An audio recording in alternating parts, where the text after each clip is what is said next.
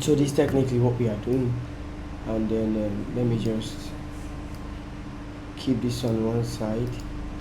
So I downloaded this the code to start the project. So this is it basically. So I'm just going to clean it up a little bit so we can have just what we need. So I'll leave all the images, and then I'll leave all the images rather. So this is it. See, this is what we are working on. And just to get the image, this is what it looks like in the image file. So the design, this is the desktop design, desktop preview. So this is the desktop preview. What is happening to my internet?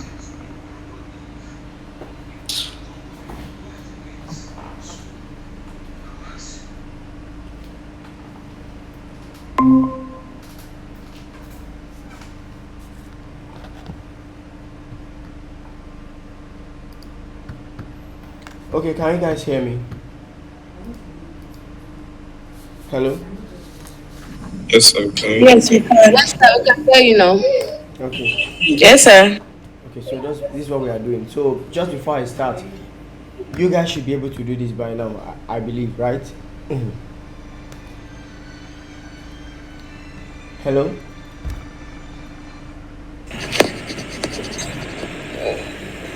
Hello?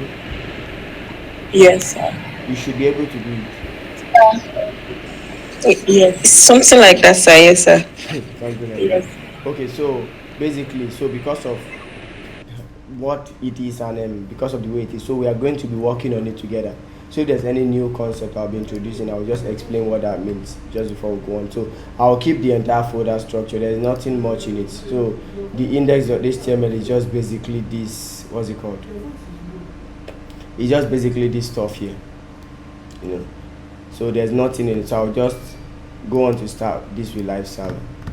So starting it with live server, you see that this is what we have actually. And then you can notice this is our own this is our code. This is our code. Yeah, this is what's coming from this code here, and this is the starter file from Frontend Mentor. So it's nothing I wrote by myself. So and as you can see that we have this image at the top.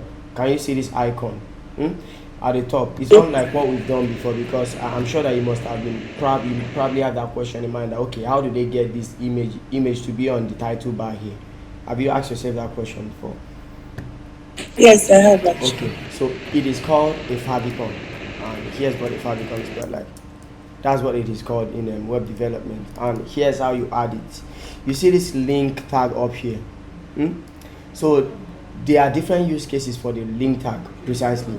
You know, one of the use cases we've been using, one of the use cases we've been having for the use tag has been what? To use it to import our CSS, right?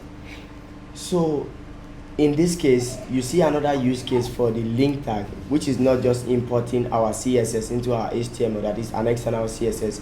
So in this case, we are using a link tag, and the relationship this time is not styles.css, as you can see.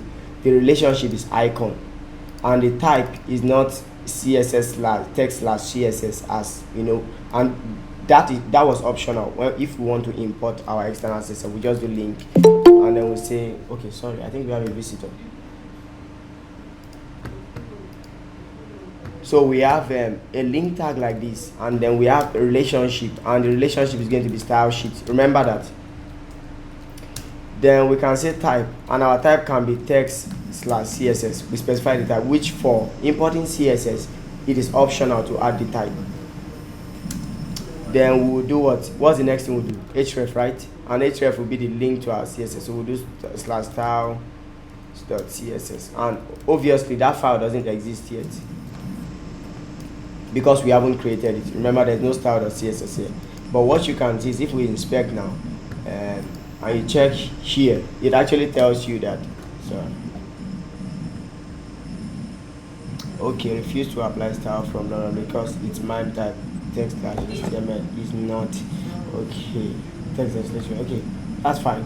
So we just kind of get an error. I think that's probably because of this. Yeah.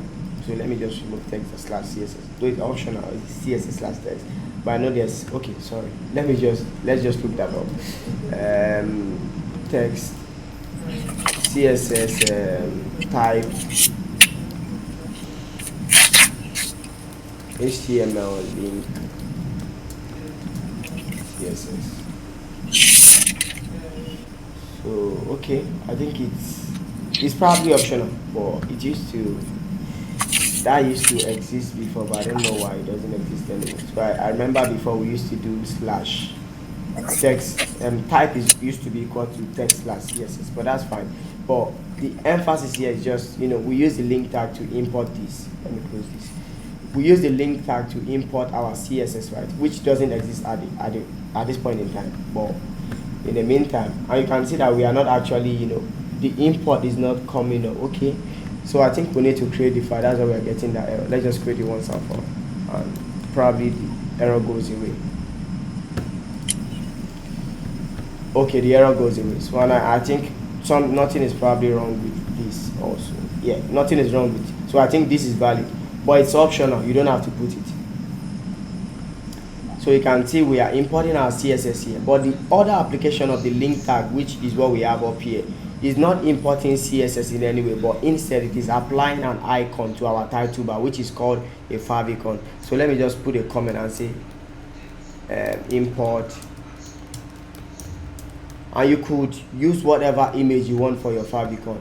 So but now we are using an image inside of our images folder, and that image is favicon 32 by 32 pixels, so which is this image here. That's what we are using. So we can change that basically, and let me just show you how to change that. So I'm going to go over to there's a particular dimension for favicons in HTML, so we just go to favicon blah blah blah. So I will use any image of my choice or any image of my choosing to generate a favicon, and then when we generate that favicon, so I just want to get my okay, let's just get our group logo. I think that makes sense. So where is that? Okay, I think I'll get it from WhatsApp.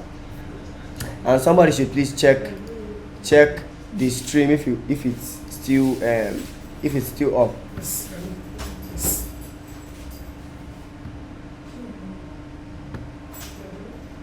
Okay, I'm trying to get it. Okay, let me just go to Replit. So I think we have that on Replit. We have this image, so I'll just inspect it. I just want to grab this image. I want to steal it basically because I'm trying to look for it, but it doesn't exist. So okay, that's it. So I can click on it like this. I can copy the image URL just by inspecting that element. So let me make this bigger. So when I make it bigger, I just want the image, this image. So the background color is my image here. So you can see when I untick it. So what I just want to do is to just click on this image and click on what's it called, let me just copy image address, or I can save image depending on what I really want to achieve. But that's that.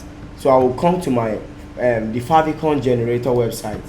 Okay, sorry, I think I have to save the image. I was trying not to save the image, but I'm guessing you guys already understand why I have to save the image, because for the favicon generator to generate the favicon for me from that image, I have to download it and upload it here. Does that make sense?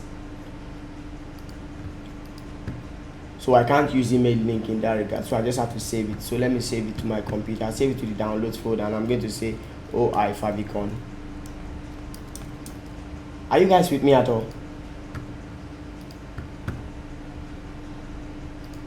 Hello? Yes, sir. Okay, you understand what I'm trying to do? Yes, sir. Okay, so let me come here and kind of upload that image. So this is the image, favicon.jpg. So I'll upload it here, and then once I upload it here, what it does is it just converts favicon, because there are different favicon files or favicon dimensions for different screen sizes or different devices. So the one we're just going to download, and it's going to download a zip folder first, and inside of that zip folder we'll see the various dimensions we need. But we don't need all of them actually in this case. We just need the 32 by 32, which is what is currently here. You can see it. So that's standard for what we want to do. So I'm just going to copy the favicon.ico, and I'm going to delete this particular one. I'll right click on this and delete it. So you can see that the image the image size is virtually the same. So I will just paste it back here. Okay, pasting might not work, so let me just drag and drop it here. Yeah, so I'll drop it here, and of course, did it drop? No, it didn't. So let me drag and drop it again. Okay, so I think it's here now. So when we go back to our document and reload, okay, that doesn't look so good. So let me right click this and just make sure I copy the exact. So let me just get the actual favicon.png. Okay, the reason why this didn't work is, okay, let me just make it favicon.png and let me save it. You can see that we have it there now. Hello? Yes, sir. Okay, so we've been able to change it, and you can change it to whatever image you want it to be. So, but at the moment, you see, we've been able to change our favicon. So that's how you change that icon on the title bar for any website whatsoever. Just use the link tag. The relationship this time is an icon. It is not a style sheet. For importing CSS, the relationship is a style sheet, and then the type is supposed to be image.png. There are different type of MIME types. So we can have image.jpeg. You know, there are different types of image extension, but this one is image.png, and that is the type of image. And because the favicon file we are using is a .png file, and PNG stands for portable network graphics. Does that make sense? So that's what we're working on. And don't really follow all of these, you know, all of these plenty images. It's part of what we are going to be using to arrive at this destination. But for now, let's just keep everything simple. So I think let me open this image in a new tab, yeah, and let me close this front end mentor space. So we have our image. This is the image we are trying to achieve. And just before I forget, because I always get my what's it called, it's always filled with too many useless files. So let me just delete that while we are on this call. So I just want to delete every single thing I just downloaded, and you don't have that's none of your business really. You don't have to do that because you don't have those files, but if you have it, you delete it. Okay, so let's change our title this time around to, okay, let's just, because it looks like an e-commerce site, so let's change it to ordinary e-commerce. So we are going to, okay, let's just change it to OI e-commerce. OI code, and that's going to be too long. Let's just say OI, and I'll use the syntax, just, you know, do OI e-commerce, and that looks very ugly. Let's just leave e-commerce. We don't have to OI this one. Okay, so basically we have attribution, which is this, you know, div at the bottom. So let's just kind of remove every single thing inside of the body tag, including the text, and let's leave everything blank. We don't need this block level CSS, yeah. And they said feel free to remove this style sheet, which we are already removing. Even if they don't say we are free to remove it, we remove it anyway. So that's that about that, and there's nothing in here for now. So okay, let's do what I really like to do. No, okay, so this is what we are trying to achieve. Basically, this is what we are trying to achieve. So let's dissect the page together, and let us just go over to, let's go over to Sketchpad to kind of draw the wireframe of the website. And the word wireframe is this word here, wireframe. And wireframe is just like the skeletal structure of your web page. Yeah, that's what wireframes are. So before you start coding any website, especially at this beginning level, you have to be able to visualize the wireframe by yourself, you know, in your mind. Okay, for instance, we know we have a navigation bar, right? Is that correct? And if I'm wrong, please correct me. A navigation bar, which is where we have the sneakers and so on and so forth. Then under the navigation bar, we have what? Can you take a look at you know, our element here? It's very obvious that every single thing on our page seems like they are inside one container. And how do I know that? You can see that the margin is evenly distributed from top to bottom. There's this spacing from top to bottom on our document. So you don't really have to worry about that. But we are going to have a page container, definitely. And a page container is going to contain every other thing we want to put. So let me just kind of show you what that means. So we are going to have, first of all, this is not the standard code we are writing. So this is going to be a div, and this div is going to be, okay, this is what I'm trying to actually visualize what we are trying to do, and we'll go to wireframes in a bit. So a page container, which is going to be a div basically, and inside of the page container we are going to have our nav bar. So the page container is where we have this space. So we don't want to add margin left and right to the nav bar, then add margin left and right. Let's just add let's put both of them inside one container, so that the margin will be evenly distributed, and we don't have to worry about the dimension of the margin going forward as we write our page from top to bottom. Does that make sense? Yes, sir. Okay, so inside of the page container, we will now have what our navbar, then we have our main content area. And now let's try as much as possible to also use semantic tags for this particular project. So we have a main content area, which is this, and everything will sit inside the main content area. So inside of the main content area, we have some, and you can see the way I'm indenting it to show you that one is inside of another. So the hierarchy, the hierarchical order as it stands now is that we have a page container, and inside of it we have a navbar and then a main content. Does that make sense? Yes, sir. Yes, sir. Yeah, so inside of the main content area, that's where we now have these images. So, but then we now have a div inside of the main content area, and that div, okay, let me not call it div here, let me just go on. So we have a wrapper for our image, the big image and the small images. You get the point? So we have a wrapper for that. That is this image here, and the smaller ones at the bottom of it. So there's a wrapper for it. And inside of that one, that's when we now have the what? Big image. And then we have the, on the same level now, we have the icons, or sorry, smaller image, which is more like the preview. So after that, then we now have another, we have another div on the right side of that. So of the image wrapper, we are also going to have, and let's take this back a little bit because it will be on the same level with the image wrapper. So we have the content wrapper. Okay, let's not call it wrapper image. Sounds like traditional wedding wrapper. Image wrapper.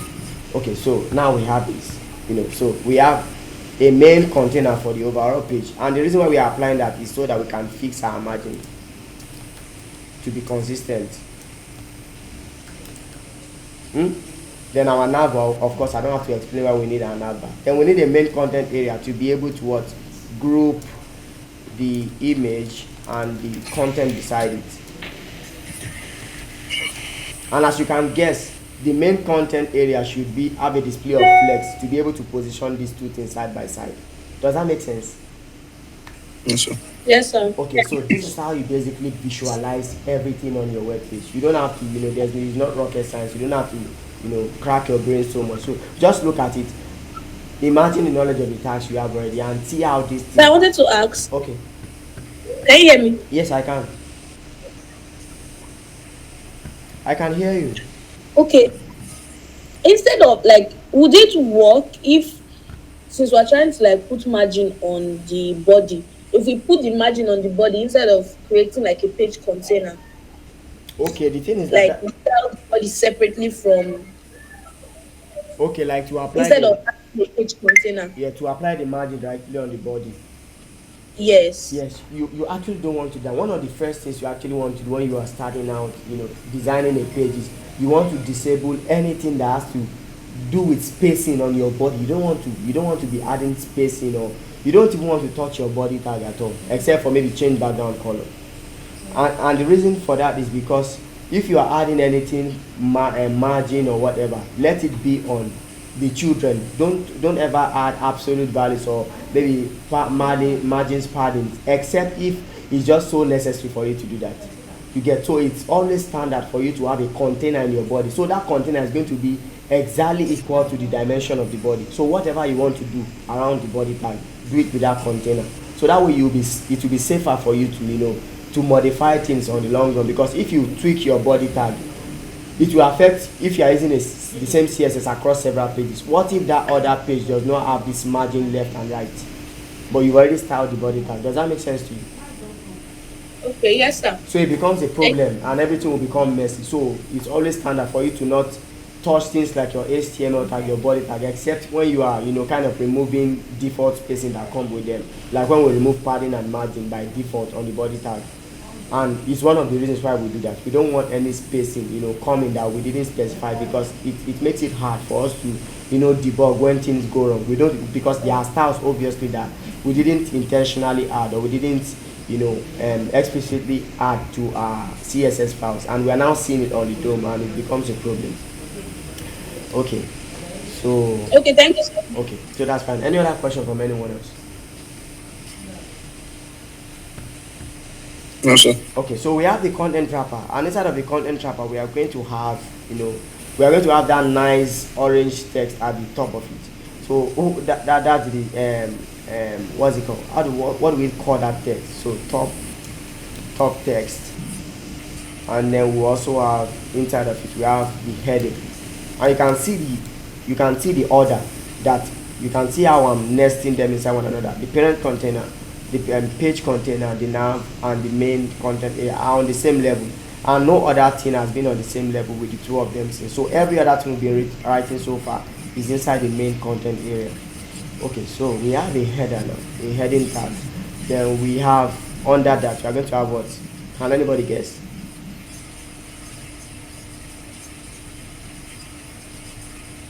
Hello? Now I insist that this answer must come from you guys.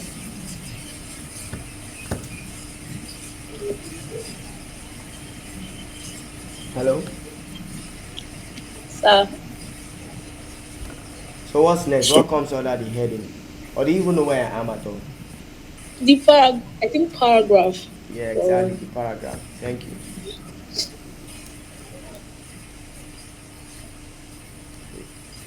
To spell paragraph is so difficult today. Okay, I think I spelled it. Okay, so under the paragraph, what do we have? We have the what? Price. The price. Yeah. Then, inside of the price, so inside it, we are going to have, let's just have a price wrapper, and the price wrapper is going to have another heading class in it for the text. Does that make sense? yes, sir. And that's for the number of the price. So then we will now have the badge for the discount badge together. That's 50%, blah blah blah. So both of them are inside the price wrapper. As you can see, this has to be one element by itself. So one other thing we can do is we can add something else to this price wrapper basically. So, and to do that, we can put these two inside of one container. That is, you can group these two together, two of them, then put this other grayed out text underneath it inside of the same price wrapper, because it applies, right? So what we'll do is, let's just kind of shift this forward a little bit, and let's put okay, let's call it price in a wrapper.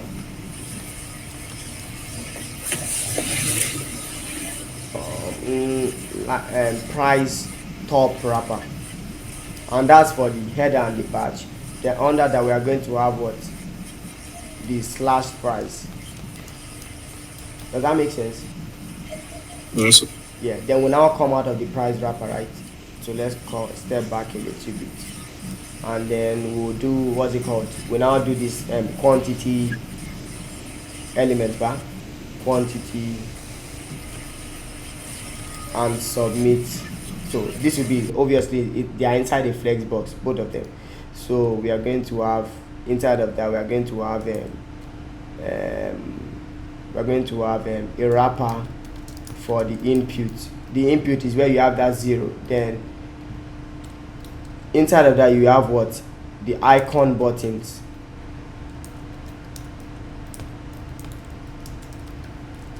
You have the icon buttons. Then you have what's it called? Then you have the input itself, which is where that 0 is. And then you will have another icon button. And I don't know if that makes sense to you guys. So one is for the minus sign and one is for the icon plus. Okay, let's just say plus icon. And then let's say minus icon. So wrapper for our input. So let's go beside that and let's do what? Let's create our button. Button wrapper. Let's just do that, and then inside of that let's have our button add to cart. So if what I did so far is clear to you, can you indicate?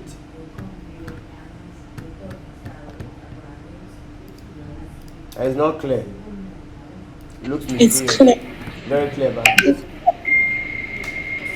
Yes, sir. Is it clear Yes, for definitely. Yes, sir. everyone? Don't be shy. If it's not clear to you, just indicate.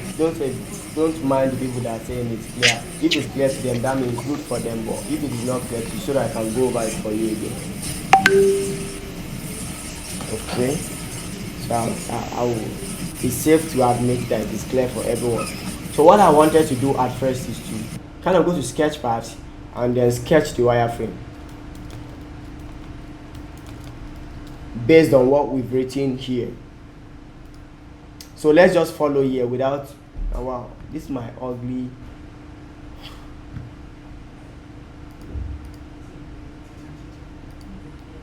Okay, let me get my eraser and wipe out everything. That doesn't look so great. Okay, I think I need a bigger eraser. Yes.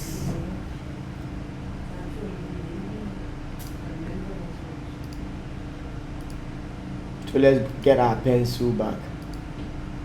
And for the pencil, let's just increase the width of the line. Okay, so that's it basically. So the first thing we'll do is what? Definitely, let's start with our page container. So we already know we have our body tag. So let me just draw the body tag just to be clear. So we have our body tag here. And don't expect anything fancy. It's not going to be fine basically. So just bear with me. So we have our page container, which is going to be, there will be no margin top, yeah, but there will be margin left and right, which we expect to be equal. So this is going to be the page container. That looks so bad. No problem. So inside of the page container, we now have what? The nav bar. So let's just draw the nav bar out. Yes. So we draw the navigation bar. But this is our body. You should understand that this is our body. So this is the page container. It's just like the frame for everything. Then inside of that, we now have what? The main content area, which is everything but the nav bar. So let's just take that down. Mimi, please turn off that stuff. The main content area. Bring it down. Then we have the image wrapper, which is down. We have on the left.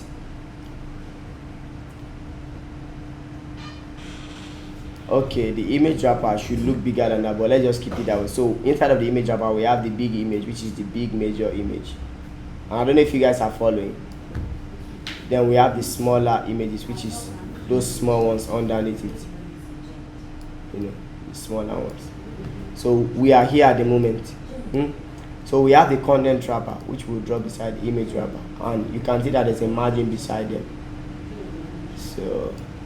So the content wrapper has a top text, which is that small text at the top. Then has a heading. Then it has a paragraph. Paragraphs always look bigger. Then under the paragraph, we have the price wrapper. So the price wrapper looks something like this. It's actually, it fills the entire, because it's a block level element we are going to be using. So we have the price and the badge, the 50% badge. Then underneath we have the slash price.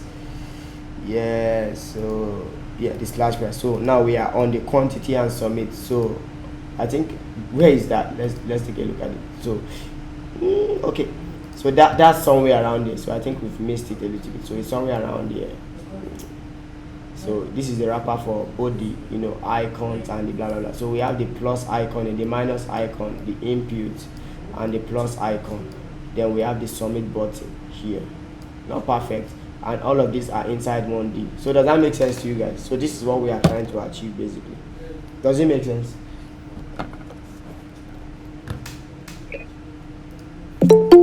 Yes, it does. Okay, now that we have an an ugly looking framework for what we want to design, so let's just go on to start designing it. Shay is ugly. Very ugly. Thank you. So last Okay, so that's it basically. So let's go back to the code. So let me remove this. Okay, so this is it. So should I keep this one?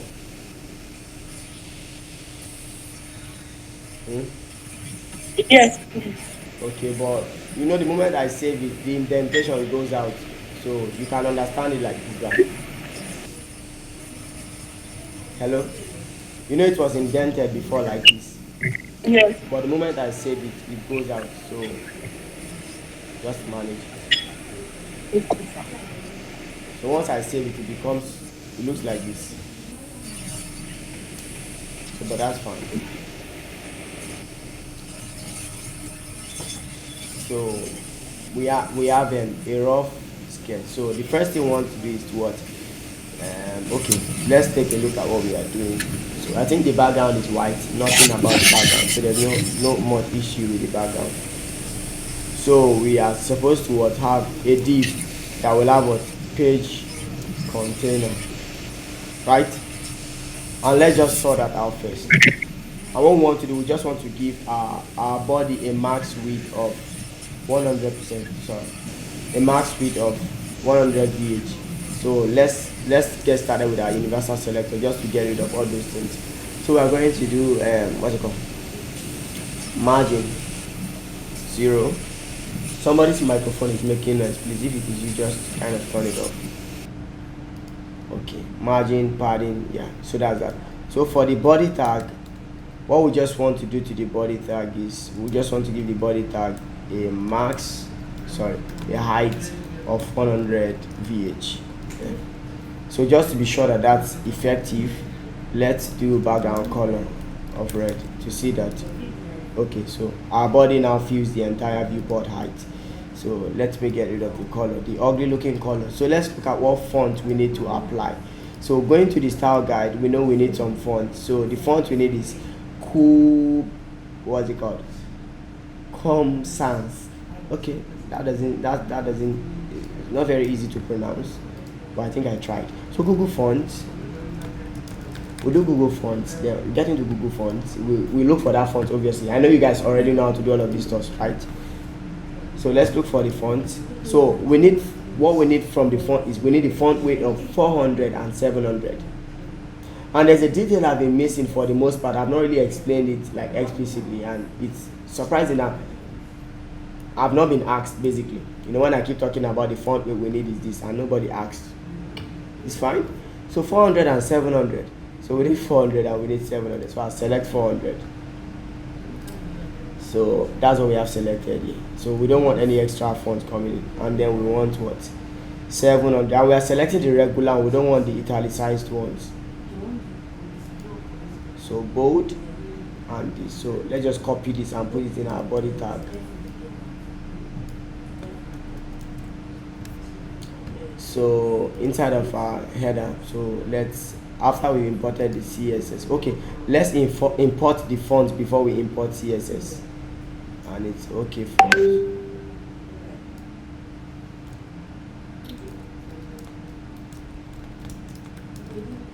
Import font.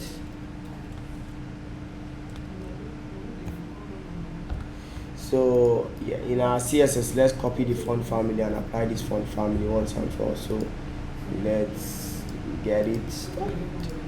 Okay, so font family, let me just put font family for everything else. And do you know that you can actually define your own custom font family? There's a CSS property called font face. This font face. So you can actually, you know, when you have your font installed locally, you can specify your font face. You can call your font whatever name you want to call it. Yeah. So let's say we have a font that we called Ololade. So let's just say this is the name of the font. I can put a link to that font on the internet here inside of a quotation sign. Then we'll be able to kind of use that anywhere in our, you know, in our project. And let me just kind of grab this. And I haven't used that syntax in a while, but let's just keep it like that. So instead of this cool sans, let's do Ololade. Okay, and let's see if that will help us. So so I think we are pretty much done with the font. I'm just trying to show you this font face attribute. So let me go back to HTML and, you know, kind of write something inside of the div. So let's say H1 and let's say hello. So you can see that the font is actually working. So the way I defined it is, you know, just by defining this font face. And if I remove this, basically I think Okay, let me get rid of this. So you can see this is the font we have now. Hello? Yes, sir. We have this font now, but just by doing this font face. So this font face, just like when we did CSS animations, it allows me to define my own custom font family name. You get the point? Then I can now use that font family here. So you can see it now. So it's the equivalent of actually, importing font like this. So, but let's just do what we will do. Or should I leave this one? Hello? Let's do what we're doing. Can leave that one out. I should leave this one. Yes, sir. Okay. You don't want to learn it. No, we can take one after the other. Let's do this one first. But you already know how to import fonts normally. No? Yes. Now, so keep this one. I'll leave this one.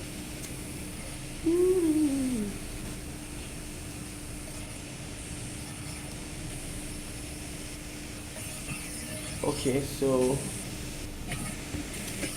this is what we are doing basically. So the next thing we are going to be doing, let me just remove this H1. So let's take a look at what we are trying to do. So the first thing we'll do now is to just give our page container a width that is not equal to the width of the page. So just to visualize how that will look, so let's give that body a background color again. Let's give our body a background color. So we'll give our body a background color of okay, let's give it this color, or let me give it a very pronounced color because I want to show you what I'm doing. So I'll save this. Yeah, so inside of our body tag, we have our page container, right? Hello? Yes. Okay. Yes. So let me write that H1 is H inside of the page container. So let me copy this page container class and take it to, let me remove the style guide for now. We can always go back to it when we need to. So let me close this and let me increase this. Okay, so I think it's bigger now and more obvious and clearer rather. So page container, we're going to give it a width of 80%, and that's what we want to do. So you won't see anything per se. So but what we want to do here is we want to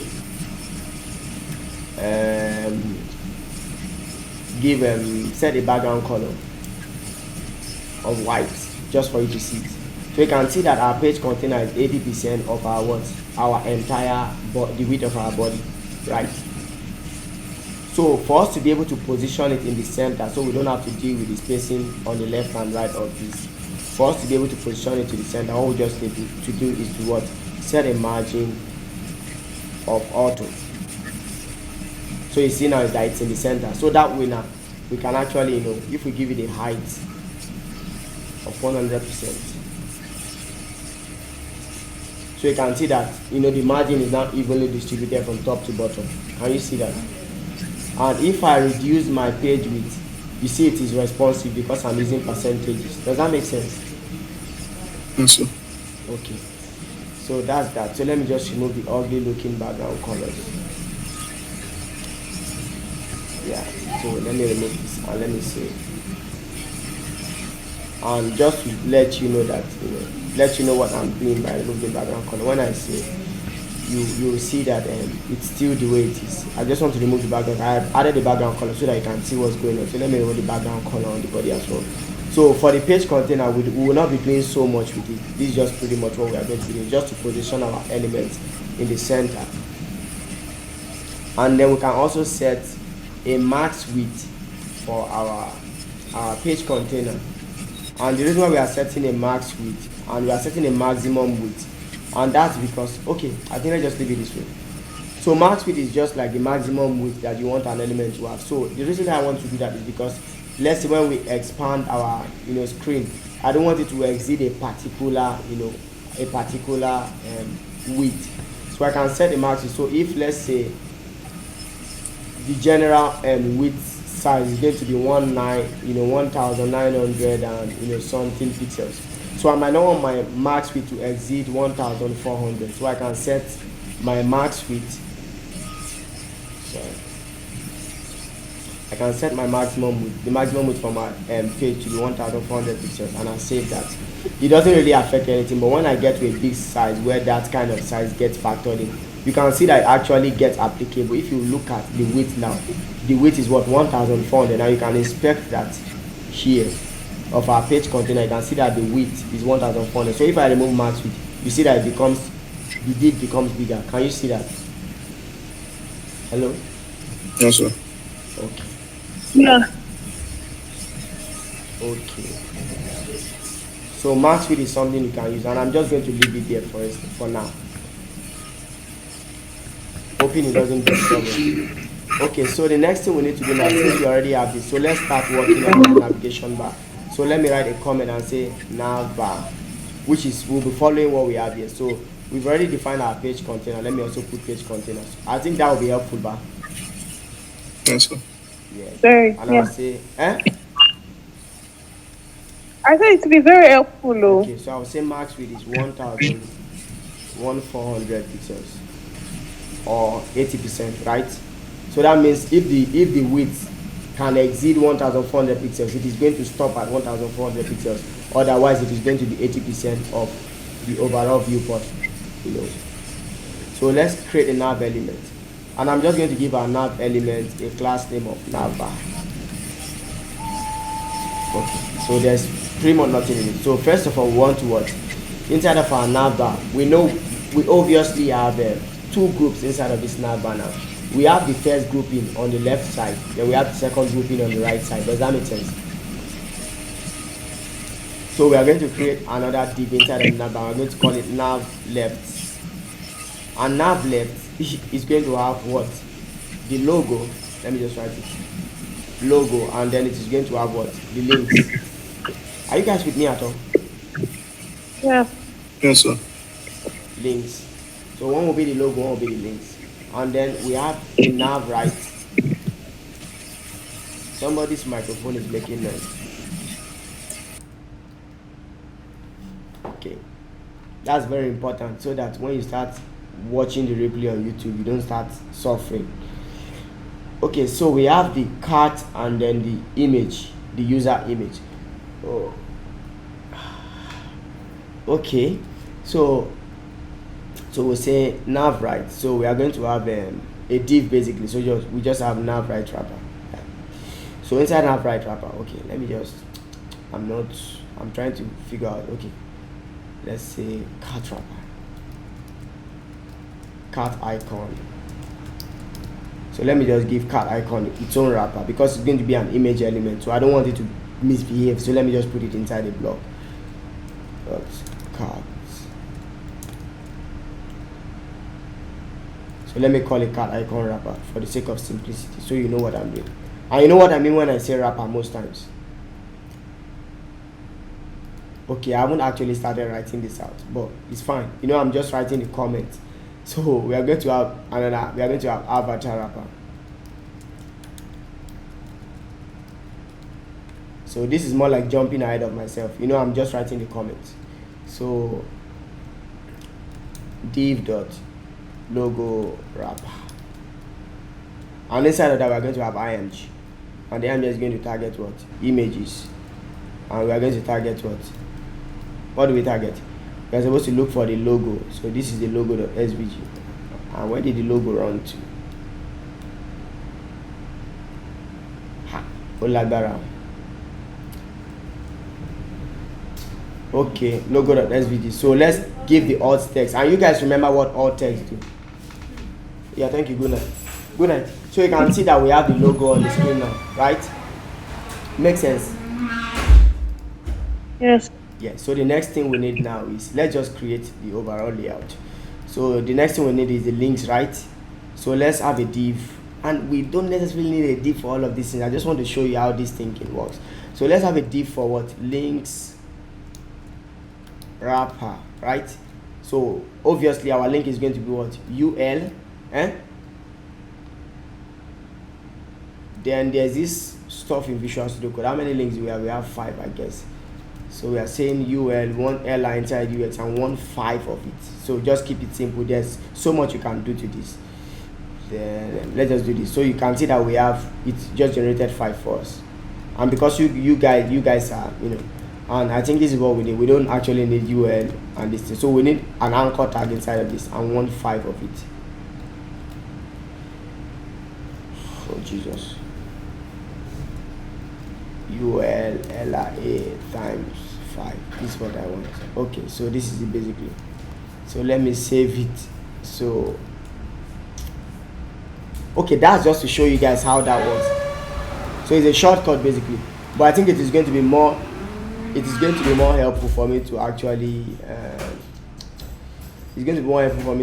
remove everything, so that I will just write one, then copy and paste that one. So let me write collections. So of course you can press Alt and Tab, or Alt and Shift and Alt, then down to copy it separately in Visual Studio Code. So we have men, then we have women, we have about, we have contact.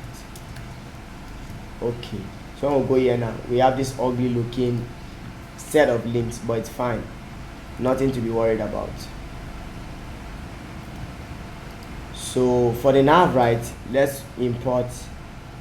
Okay, we already have a card wrapper. So for our card image, let's also do img. And img, let's go to slash images and slash card, icon card. I think that's what we're looking for. So let's just say card. So the next thing we want to do is avatar wrapper. So let's create another link, and I want to believe you guys are following. Yes. Okay, avatar wrapper, then another img, then the slash images slash oh, okay, what's that? Image avatar. So we're just going to call this avatar. I'm so excited. They said avatar is coming out in December. Yes. Triumph. See where you are happy for avatar. I would have yabbed if you have not finished your blog assignment. I would have just yabbed you. But no problem. You finished it. But you've not modified what I told you to modify. I left you a comment. Did you see it? Oh. Yeah, you didn't do everything I told you to do. I hardly open Replit unless I want to submit assignments. Okay. You hardly open Replit unless you want to submit assignment. Okay, you write your assignment locally. Yes, by VS Code. Okay, so we have this now. So let's start styling this, right? Does that make sense? So first of all, we have our nav, our page, what's it called? Our nav bar, right? So let's copy that class. So one of the first things we want to do is to add a padding top and bottom to that. This. So we'll do what? Padding. So padding top should be 0 pixels. Padding top and bottom is actually what we need. So let's just do like 30 pixels and 0 on the left and right. So before we save, let's go and see what that looks like. And that's going to look very ugly basically. But what we are going to do now is we are going to do a display of flex on the nav class. And remember that the nav class contains pretty much everything. So when we collapse, see that the nav bar is everything. So we want to be able to put all the children side by side. So that is the nav left and nav right. We want to put them side by side. So we're going to do a display of flex. Not display of flex. Yeah, so they are side by side now. And then want to justify content. What do? Space between. Makes sense. So now we've been able to push them to both extremes. So that's that for the nav bar. And we've added the padding obviously. So if we inspect our nav bar now, you will notice that we already have a padding. Now maybe I should just remove the padding so that it will be more obvious when we've kind of put everything on a single file. Or should I leave it?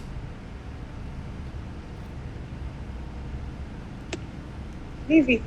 Okay, you guys understand what I'm doing. That's the most important thing. And if you don't understand anything, just call me back so I can explain over. It shouldn't take so much time.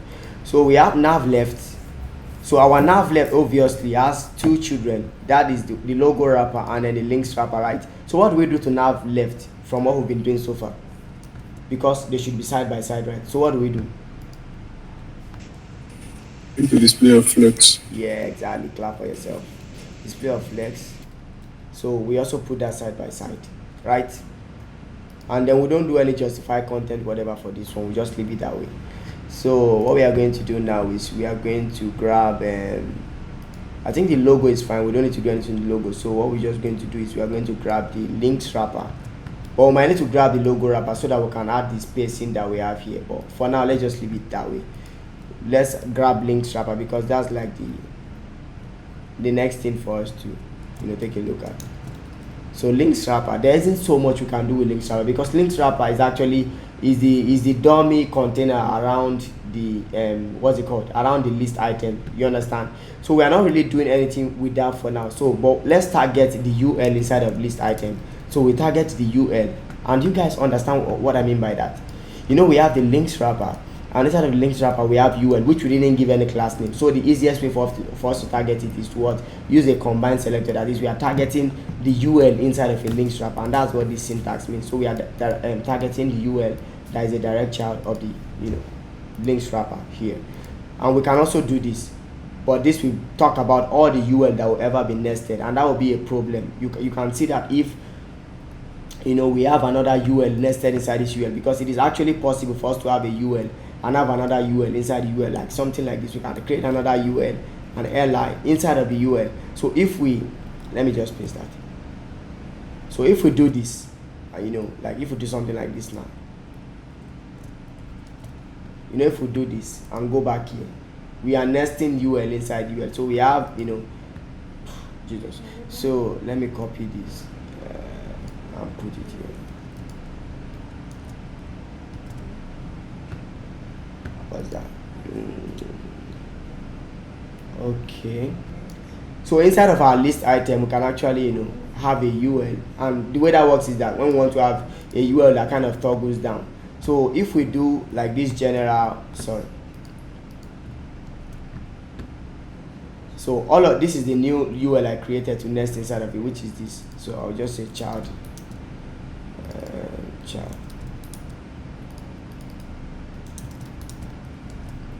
So if I give UL a display of none, okay, let's give US a display of flex. Okay, display of flex, and see what happens. You see it affected both this UL and this UL. Does that make sense to you guys? Hello? Yeah. But when I do this, it only affects the UL that is a direct child of links wrapper. Are you seeing the difference now? When I do this, it affects only the UL that is a direct child, which is, it doesn't put a display of flex on this second UL. But when I remove this, it targets every UL inside of that, inside of links wrapper. Does that make sense? Yes. Okay. So this is what we want to do now.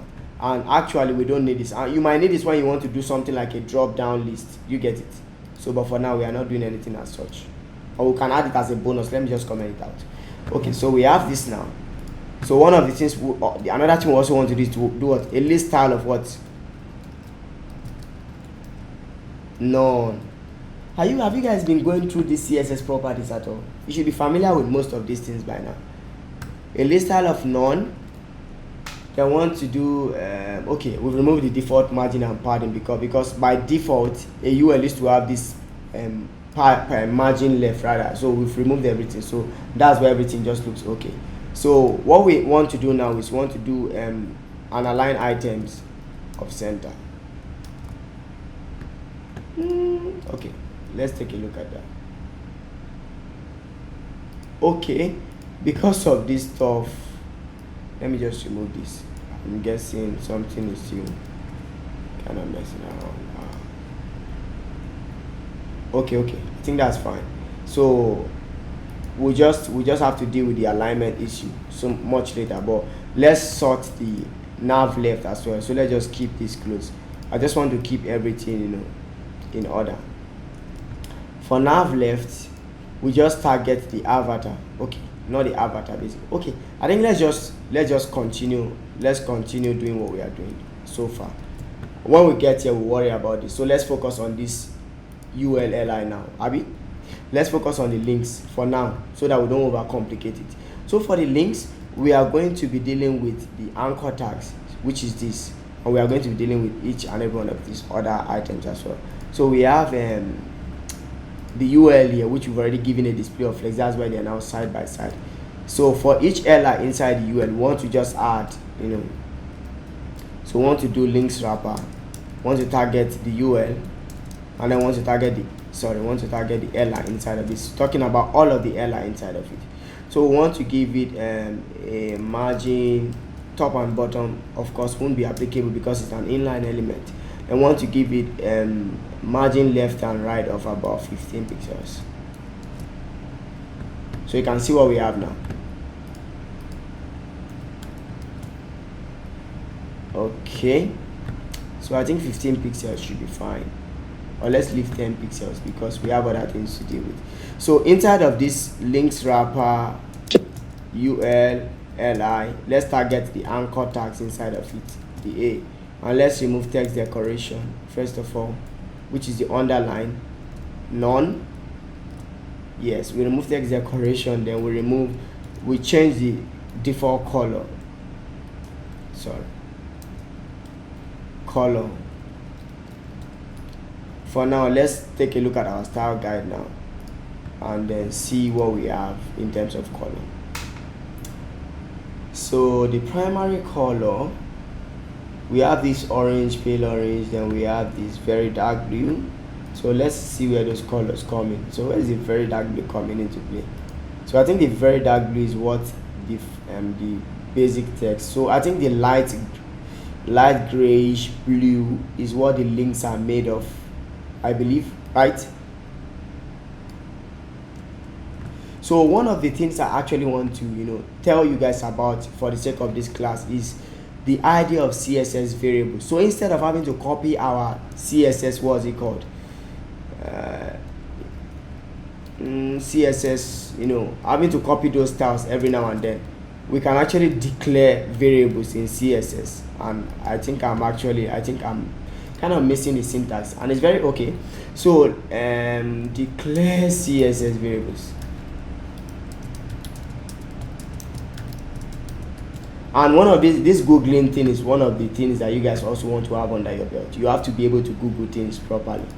So you see, okay, I actually got it correctly. So root rather, then we have this syntax. So we are going to define the colors based on what they call it. So we are going to say, first of all, we have an orange bar, then we have pale orange. So this is the orange. So this is how you define the variables basically in CSS, and it won't affect anything. Just do dash orange, then orange is going to have the color of this.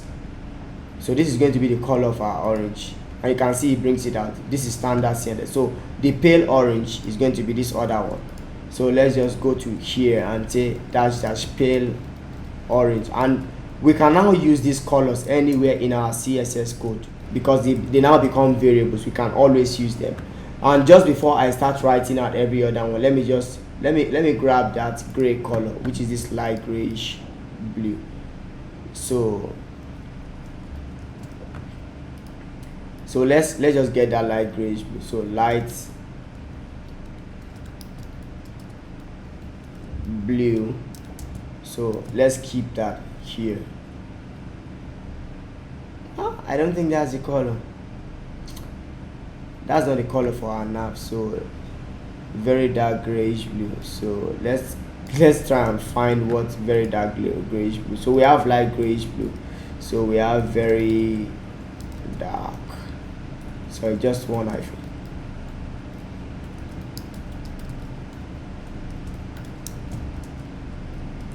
Just want to sort. Okay, I think this is it. So this is how you use it. So the way you use it is, instead of saying color RGB like we've been doing all the while, FFF, blah blah blah. So what you do now is you are going to do var, and you are going to pick any of the colors. So I think what we did was light grayish blue, or what was that third color that looks like what we are looking for? Very dark grayish blue. So very dark grayish blue. So this is it. So when we click on it, you can see now that we have that color on our navigation bar. Can you see it? So that means wherever we need to use this color, this particular color, we don't have to write the color out. We just have to use this variable name. Does that make sense? Also, It makes So we sense. can give any name. Is that what you're saying? We can give it any name of our choice. Then we Yes, can use give it. it any. I can actually call it I can call it precious. And I don't know how to spell precious today.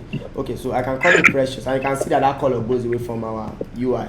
But when I come here and say precious, it just kind of picks the color up again. Can you see that? Yeah. So the name, you can call it whatever name. Just call it the name that will make it clearer to you. So don't call it funny names and then Okay. you have to start looking for it. You have to start facing the same Okay. problem you were trying to solve by declaring variable names. So I think we have to declare a white, right? So let's also declare white. So let's just kind of deal with all of the colors. So we have black, and our black is this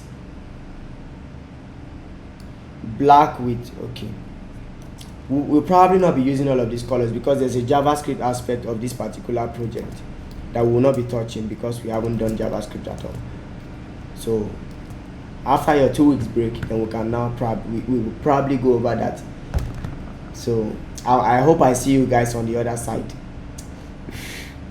Okay, and it's not just colors we can define. We can also, I haven't really tried this before. We can also do for font size, paragraph, or body font size. So we can do this as well. Yeah. So that should work. So for the links wrapper, let's also give it a font size, and let's do that and then let's do body font size. So let's check if that's applicable. So how many pixels is that? So, and you can see that our variables are actually declared beneath our, if you come down this CSS cascading layer of it in the shelf where you actually see the specificity of the selectors, you see that all the variables we declared are actually down here. Can you see that? So you can see that our font size is also declared here. So it's 16 pixels. So when I did a font size of 16 pixels, when I click on it, it takes me to that section and shows me that, okay, the value of that variable is 16 pixels. Does that make sense? Hello? Yes, sir. Okay, thank you. Yes. Yeah. Okay, thank you. Okay, so the nav left, display of flex on nav left. So I think I need to do something about display of flex on nav left.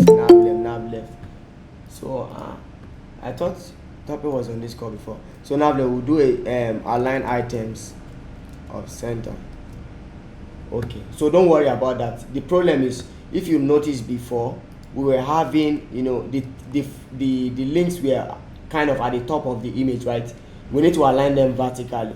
And now our nav left, our nav left div, which is this div, you see it's actually high. It's so high, and we don't want it to be that high. But the reason why it is that high is because of the sibling here, which is the nav right. And you see that nav right actually has some element that made it so high, so tall. Are you seeing that? Which is the image and the listing. We haven't really done anything to that. So let's just do a align items of center, which is the vertical alignment. So now let's target our nav left. So our nav left is this other div. So I think we are pretty much done with this one. But before we call it a day with that part of the navigation bar, let's go to our nav logo wrapper and let's give it a margin, a margin right. So our nav logo wrapper needs a margin right. So yeah, so inside nav logo, sorry, so nav logo should be inside of, it is after nav left, because nav logo is after nav left. So let's give it a margin right, and I'm not giving the margin to the image itself, I'm giving it to the container of the image, and that makes sense. So margin right of, let's say, about 20 pixels, maybe. Okay, so we now have that space, this space, and what we have is not actually enough, so let's just say like 30 pixels. Okay, so I think maybe 30 is too much. Let's do 25. 25 looks so much, but it's fine. So I think we are done with this part. It is safe to say we are done with this part, right?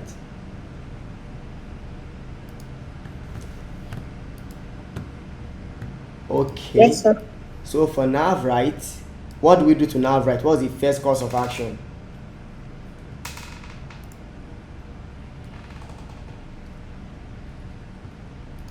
So let me put a comment here. What is happening? So a comment, let's say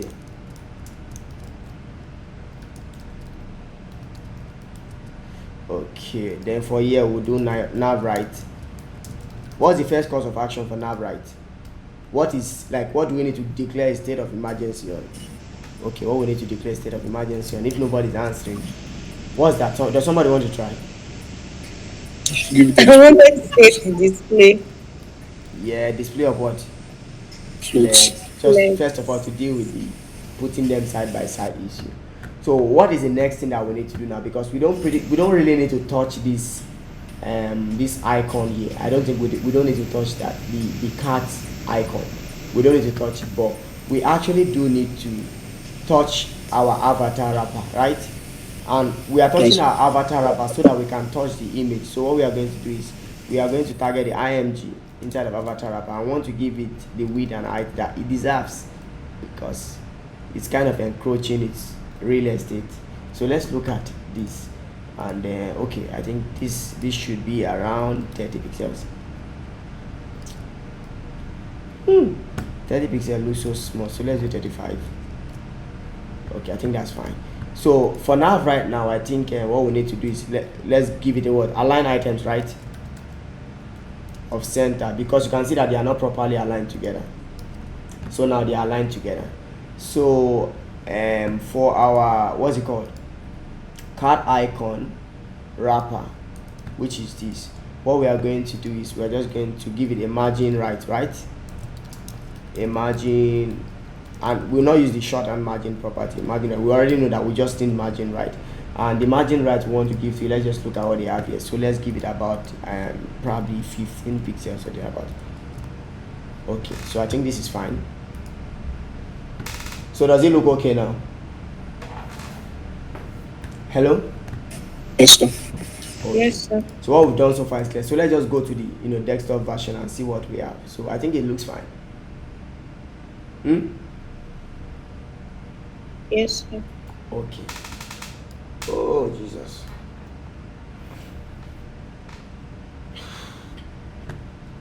Okay, so I think we are done with the navigation bar, right? So after the nav bar, what did we say we want to do next? Main content, right? So now let's go under that and do our what? Main content.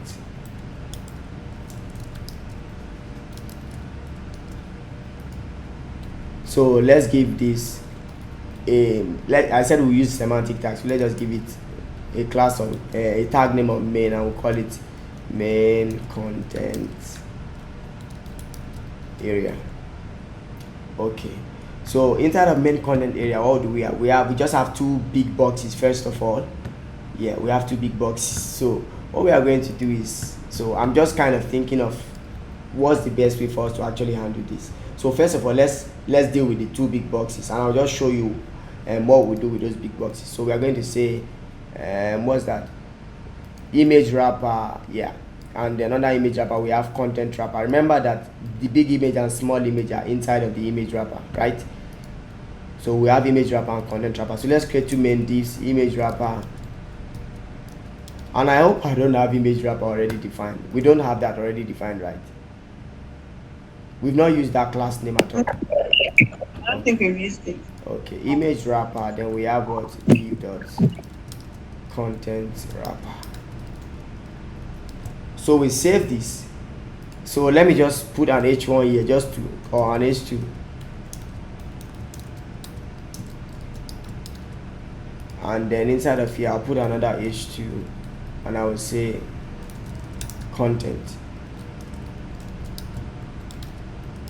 Okay, so you see what we have here. So what is the first course of action for our image wrapper? Because we want to be able to put the two of them side by side. So main content. Okay, so our image wrapper, first of all, we want to give it a display of flex. So that way they are going to be side by side. So our, is it image wrapper I said?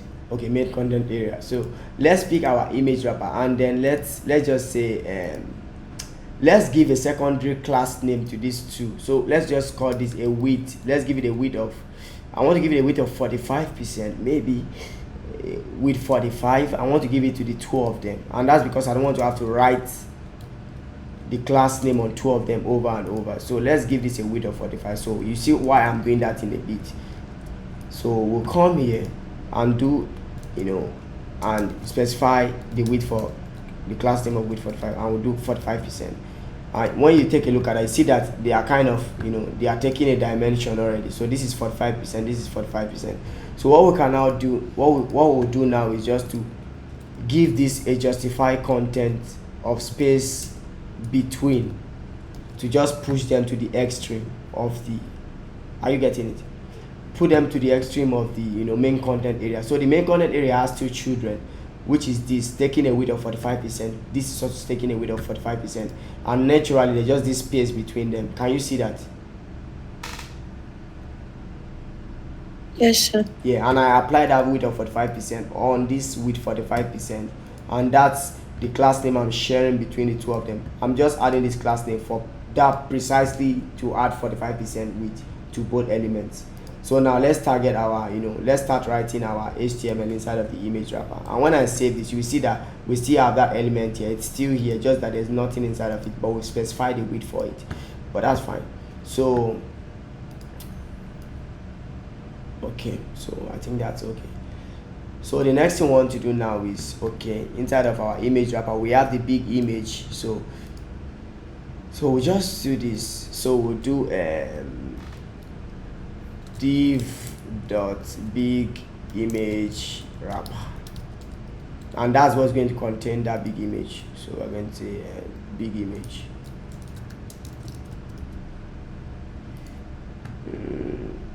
Then we are going to have what's it called? Big image. Okay, img. Jesus, what is? Okay, images. Okay, so what is the product one thumbnail? Okay, so I think this is it. So product. So let's save it and see what that looks like. So I think this is it. It looks so small.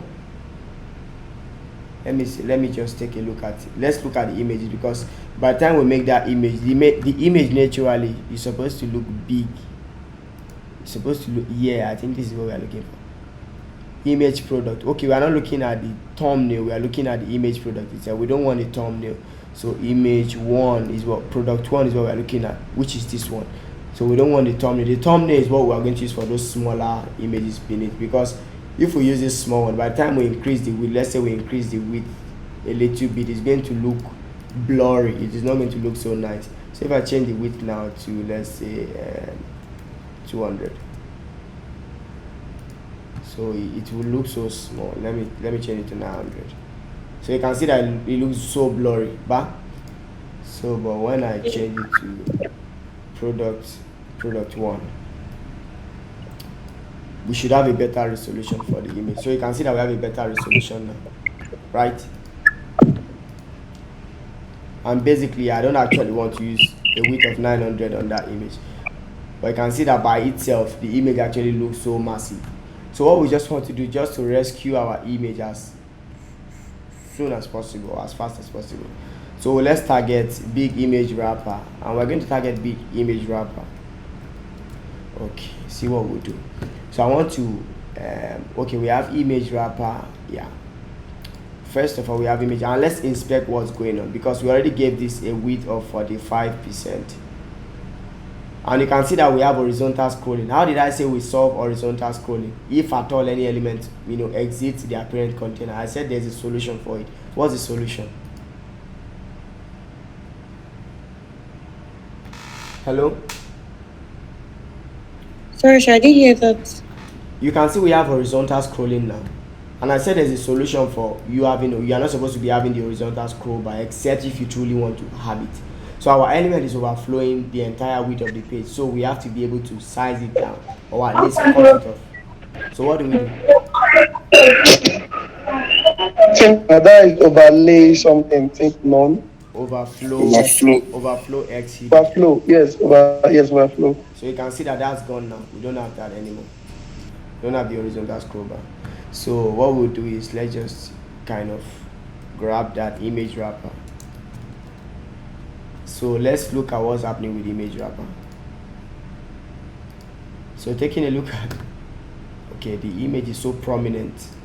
So image wrapper, which is this. So you can see this is the width. It's not actually exceeding its width, but there's a problem with our image, the image inside of it. So we have image wrapper. So let's just target the img inside of it. And the image, you should know, is not a direct child. Is that clear? It's not a direct child, but we just know that it exists inside image wrapper. But the direct parent to the image itself is the image, big image wrapper, right? So I'm doing this now, and automatically size down that, it sized it down to here. Hello, are you guys with me? Yes, sir. So now when we do a width of 100%, that might be a problem because now we are targeting all of the images that will exist in image wrapper, inside this image wrapper div.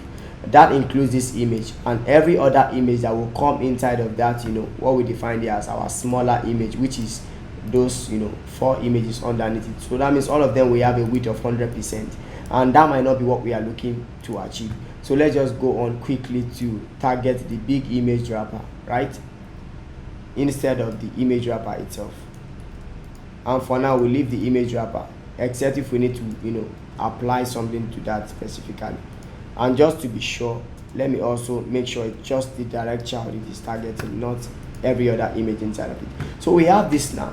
So on the big image wrapper, or on the image wrapper per se, okay, I think I found what we do to the image wrapper. Okay, not the image wrapper, on the big image wrapper too. And you can see that we have this rounded border here, the border radius. So that's what we are trying to apply now. So on the image wrapper, not the image inside the image wrapper, the image wrapper box itself, we're going to do a border radius of, let's try 12 pixels. And then okay, so I think I will also have to set an overflow of hidden. So you can see I couldn't see the border radius initially. I had to set overflow of hidden because automatically the image still overflows, the edges will still show in as much as the container or the parent has a rounded border. And if I should inspect, you're actually going to see that the image, the big image wrapper has a border. Sorry, where's that? The big image wrapper actually has a border radius, but you can't actually see it because the image is not allowing you to see. The image is taking the border radius itself. So what we can do is either we apply the border radius on the image itself. So you can see now that still works. And I think this is what we're actually going to do. So let me just get rid of this. Hello? Yes, sir. Okay. So you guys, we missed a detail which we didn't talk about, but let's talk about it. And that's this horizontal line under the nav bar. We don't have it. So let's just say under our nav bar, let's say we have a border of 1 pixel solid, and then the color we're going to use, you can still use that variable like grayish blue. Okay, what we want is a border bottom, actually, not border, because it's just at the bottom, not everywhere. So you can't actually, it's actually there, but you probably will not be seeing. Let me make it 2 pixels so that it will be more obvious, so you can see it now. And let me reduce this padding on the nav to probably 25 pixels. Okay, I think that's much better. And then the font size for the links, I think let's just let's make this 15. Okay, I think 15 is better. So yeah, so what we need to do now is on our main content area, which is this main div now, I want us to add a margin top to it. So let's just add a margin top, margin top, so that there will be space. There's a space here actually. So let's add a margin top of 100 pixels. So we've added the space, so it looks okay. Maybe not very okay. Let's make it 70. Okay, so I think that's fine. So let's go back to our images and so on. So the big image, I think we are pretty much done with the big image. So let's create for the smaller image now. So let's do div for smaller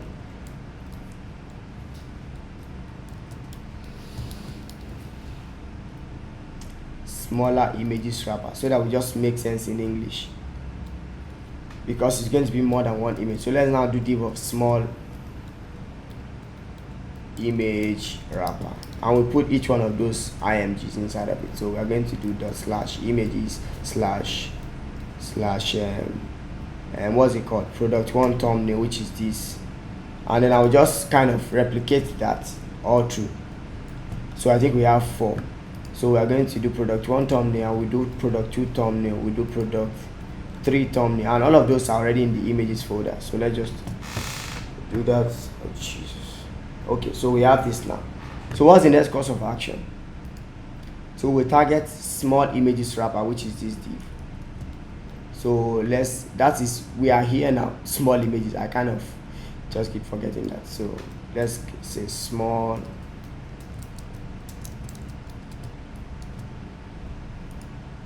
So let's do small images. What do we do? Display of what? Flex. Right? I want to do justify content. Yeah. Justify content of space around this time around, because and you will see why I'm doing that in a bit. So yeah, and you can see the images are also overflowing, but we don't have to worry too much about that for now. So we have small image 1, small image 2, and all of them are just kind of jumping around, but that's fine. So small image wrapper, we have this, so you can see, yeah, okay. So what I'll do is I'll just target small image wrapper, which is this, which is for the individual image, and I'm going to do width of 100%. Let's try that and see. Okay, so I think we have that and it's fine. So let's also target the small image wrapper, which is the div around each one of these images. So let's set a margin, and we're going to set a margin. Okay, small images wrapper. So let's set a margin top, just to kind of create the spacing between this main image and this one. So okay, so let's do around the small images wrapper, which is the wrapper for all of them. So let's do a margin top. Let's do a margin top of 30 pixels. That would be too much, but let's see what it looks like. Okay, that's too much. So let's do 15, half of that. Okay, I think that's fine. So for each small image wrapper, I just want us to set a margin left and right. So we set a margin top and bottom of 0 pixels, and a margin left and right of, we are going to set a margin left and right of, what do I call that? Margin left and right of, that would be too much. So let's take a look. Okay, I don't think it's actually too much, right? It's fine. So let's also add a border radius to our image, and we add a border radius of let's say 8 pixels to our image. So you can see now that we have that, and I don't think it is rounded enough, so let's make it 12 as well. Okay, I think that's okay. Okay, I think we don't need a margin here, and we don't need a margin here. So the way we do that, hello? I have a question. Okay, you can go on. Hello. Yes, you can go on. You can go on. It's a little bit drawback. Drawback, please. those small images. When you put it, when you give it 100%, Yeah. right?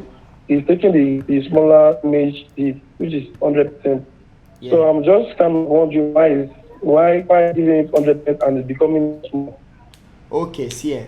We are giving it 100% of its The, parent container, its immediate parent, which is this small image wrapper. So it is taking the 100% of this parent, not 100%. So the 100% is relative, and I call them relative dimensions because it is relative to what something is contained inside. Does that make sense? Hello? no, please. No, please. Okay, look at it. I The don't really get. 100% is relative to the small image wrapper. The small image wrapper, the image is taking 100% of the small image wrapper. If I say, okay, let me show you now inside of here. If I change to 50%, you can see, sorry, not 150, 50%. It is taking 50% of the small image wrapper. Can you see that? So it is relative to its direct parent, not the overall page. So if I had said, instead of saying 100%, if I had said 100 W, viewport width, VW, it would have been 100% of the viewport width. You get? Eh? Okay, can I get Okay. to now? Okay, that's the idea of relative value. So I keep saying relative value. So that's one of the instances where you actually makes it sorry, where you make sense out of it.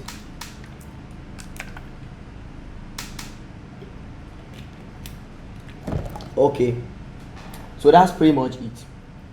So what we'll do now is, you can notice that here we don't have this space to the left and right. It kind of just aligns on the same axis, right? But on our own, we actually have this spacing, right?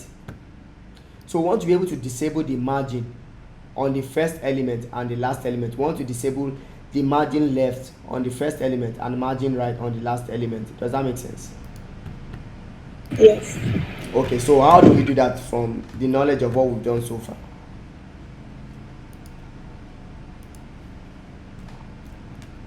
We can use studio classes, and I don't want to waste time. That's why I'm not actually, I don't want to have struggles with you guys.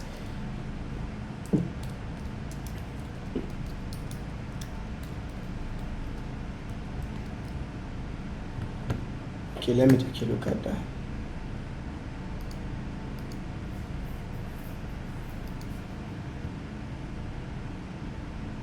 Okay, that's not picking it. So first child. Okay, let me do end child. Let me do 1. Okay, I probably need to apply that not to this, but probably to this. And I keep messing this up every time. And child 1. Oh, sorry. So this one I need to apply it to the small image class, not the small images class. So you can see that I've removed the margin left here. So I can also apply to dot small image wrapper, and I want to target the last child, margin right 0 pixels. So you can see that I've removed from the last child and the first child. Can you see that? So you can see that from the first child I removed the margin left so that it can align just like we have here. And I also remove for the last child, and I think I can actually do instead of end child I can do last child. I keep messing that up. That should work. Okay, sorry, first child. Okay, so first child and last child. And you can also, because I don't want to assume that because we know the number is 4, I will just do first child and fourth child. So this one is assuming that I don't know what I don't know the numeric, I don't know the numeric value of the number of elements here. So I can just do first and last child. But if it's something that you want to target one after the other, you can do small image wrapper, and then you can do end child. I can put maybe the third child. You want the third child, to have a display of, or maybe, okay, let me just talk about that now. Visibility of hidden, and I hid this one just like that. and this is CSS property. The difference between visibility of hidden and display of none is that visibility of hidden still keeps that element inside of your, it keeps that element, it keeps it inside of your browser window. It just hides it, but display of none removes it entirely. Like it doesn't show there. If I did display of none, you will see that there will be that element won't even exist. Like it will just take it out. It takes it out and assumes that it doesn't even exist. But visibility of hidden kind of just leaves its space, and though it's not around, but they know it will soon be back. Okay, that's fine. So I think we are done with this now, right? So the next thing we need to do is to, I want us to be able to ask. Hello? Yes, sir. Please, I want to ask a question. Okay. Yes. So I want to ask, like, if we had, let's assume that we didn't call this small image wrapper first child. If we had applied the margin left and margin right to the small image wrapper, the div itself, it will not respond? Is it that it will not respond? That's why we had to call first and last child. Here by yourself, like inline style. I didn't hear that, sir. You mean we should apply it here in our HTML, like as in? Yes, I was asking, like, if we apply it to the main class, like class that carries the image. Like this class. No, if you apply it to this main class, it will affect everything, and you don't want it to affect everything. You get? It's good. If let's say, okay, let me remove this two now, because I only want to remove it from the first one and the last one, right? Yes, sir. So sorry. So if I apply it to, just the main, class name, which is small image wrapper, this one, right?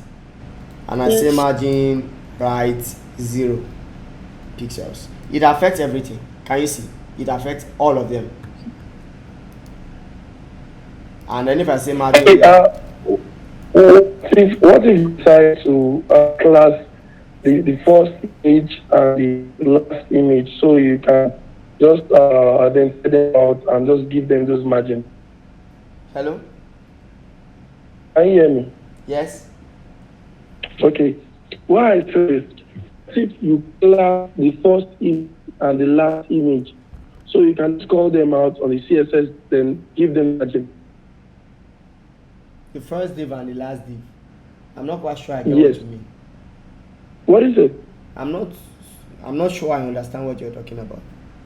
Okay, there are four smaller images, right? So those images, they stand on their own, right? What if you class the first smaller image and the last smaller image, and you come to the CSS, then you call them out and give them the margin to the bigger image? Okay, like add a different class name to it. Yes. Yeah, I can do that. I can add a second class name, but that work? Yeah, it works. But why should I do that when I already have a tool as powerful as this to just help me solve that, without having to create any extra classes? You get? And I'm showing you all of this just to let you see the possibility, that you can do this. Because I can just, decide to call this a class name and say, maybe first, and I call this a class name of last. And I come to my HTML, and I add, to the first one I add first, and to the last one, I add last, and it's still going to work just the same. Okay, so this is first, this is last, so that is supposed to work. Let me just check what I did a little bit here. Okay, I think the specificity, it's a specificity problem. You get? So let me just take it down, so you can see it works. So you see what we have to do. We even have to deal with selector specificity and all those things. But instead, why not just use a combined selector that CSS makes available? You can see that this also gives us the same result. But we shouldn't be doing this. So let's just let's do it the way we did it before. And let me remove those two class names. But you understand what I explained back? Yes, sir. Okay. So what we need to do now, let's just add this border radius here. So that will be on our, maybe we should add it on our image, or maybe we should add it on our image. I'm not okay.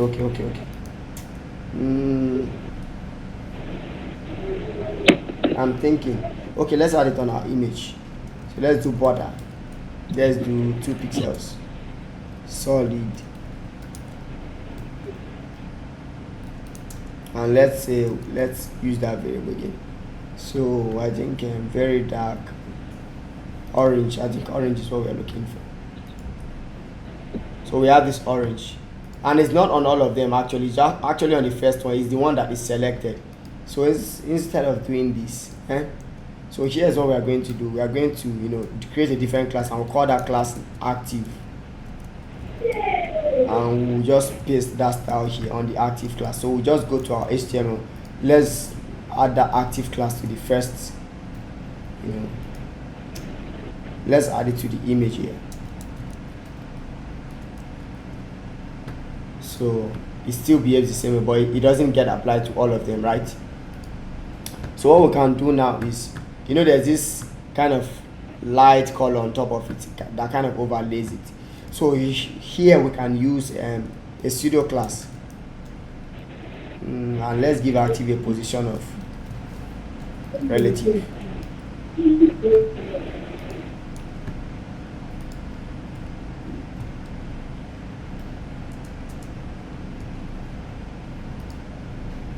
Okay, so let's target the before pseudo class, and let's give it a position of absolute. Let's give it a top of 0. Okay, let me kind of specify content. The content is an empty string, like a blank. So let me give it a width of 100%, and and this is, so you won't see anything actually. So background color of I don't know which color that is.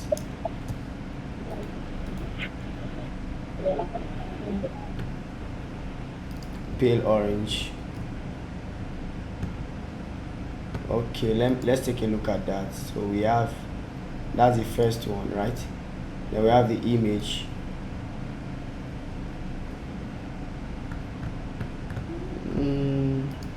Okay, this is the before class, so I'm not actually seeing it. So let me remove the width and height. So I don't know what width and height the image has originally. So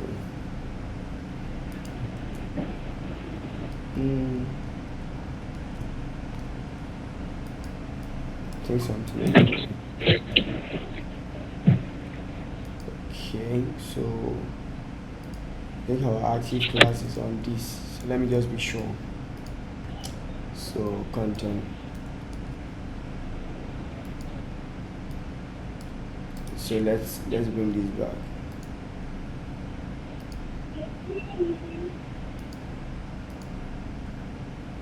Pale orange. I think that's the orange we are looking for. Then okay, sorry.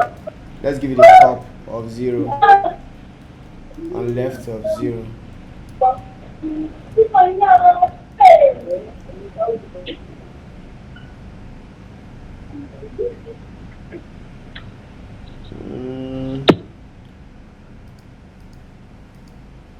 I'm trying to find out why this isn't working. So let me change this to action. Okay, maybe I should, let me add that active class to, let me add it to the parent, or probably I give this I give the image a display of block.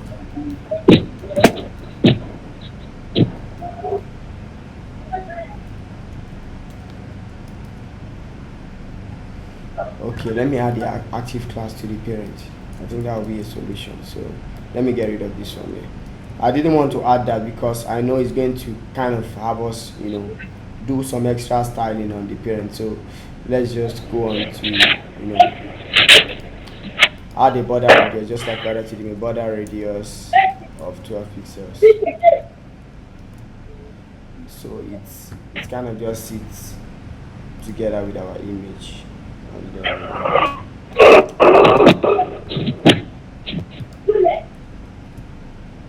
So I'm trying to see why that stuff is not coming on Z index 999. Let me change the color just to be sure, but this should start working already.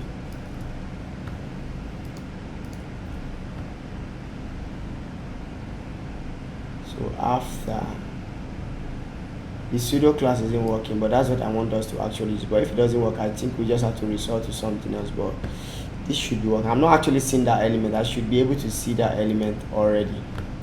So then active. Okay, so okay, I think what I'm doing now is okay, this should work.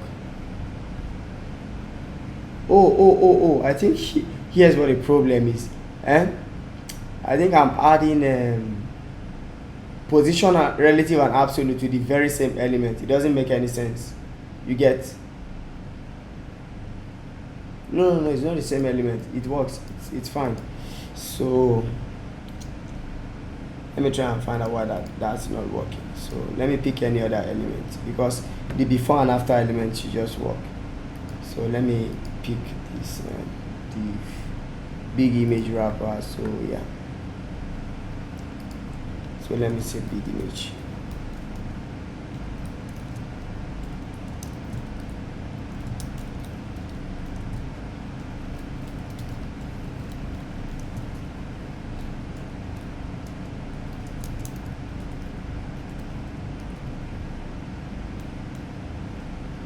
I have no idea why this isn't working. It should actually be working.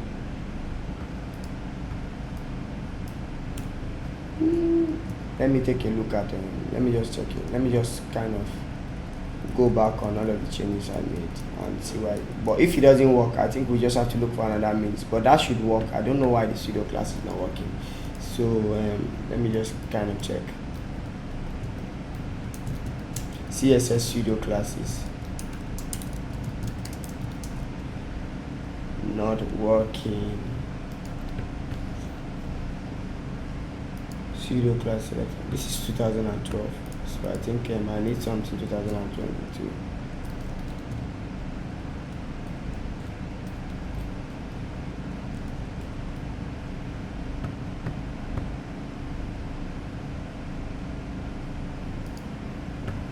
Okay, replace element before and after pseudo element. This is why it doesn't work on me. Okay, I think that works. Let me check this. Cannot be added to input images. Okay, segments are replaced and categories blah blah blah blah blah. Okay, I think that's probably why it isn't working.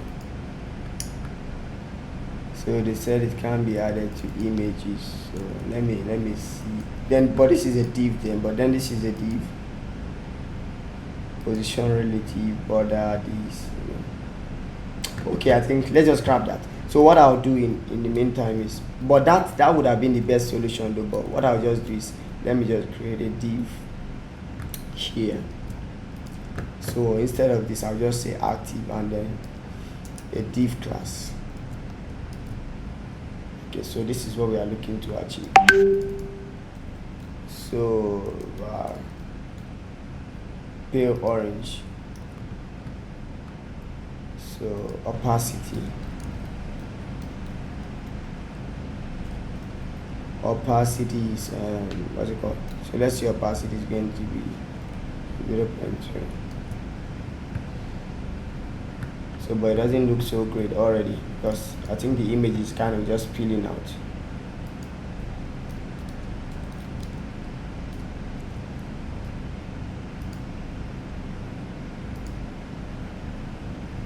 Okay, then that means in that case I would remove border radius from the image and I'll add the border radius on what's it called, the image blah blah blah wrapper itself, which is the small image wrapper itself. I'll add that, then I'll do what I wanted to do before, and that is to add an overflow of hidden.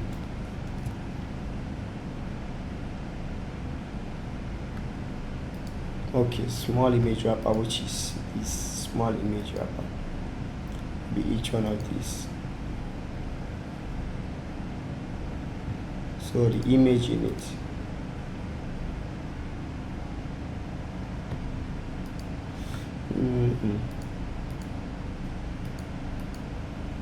Okay, so here's what I want to do. Hold on. Okay, that doesn't look so great.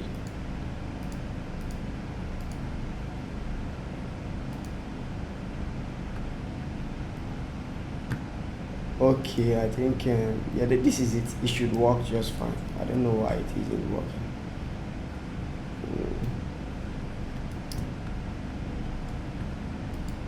Let me kind of bring it. Are you guys still with me?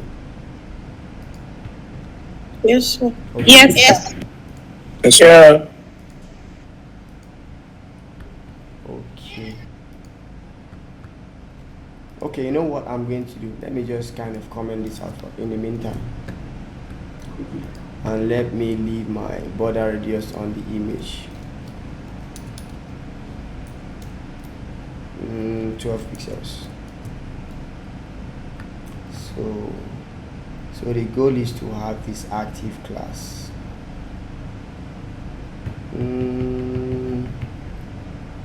Okay, I'm trying to look at something. The before and after would have been a perfect solution, but I don't know why that isn't working on this particular element now. Okay, so what I'll do is I'll just kind of on my image wrapper, what's it called, remove this, then the border radius on that. Let me also remove that as well.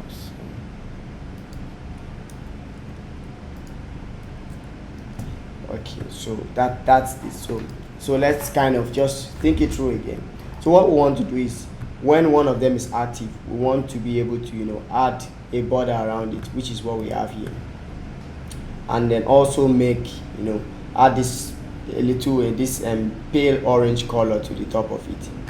So what we are going to do in that regard is, while it is active, we want to add a class of active, so which is what we're already doing here. But for some reasons, I think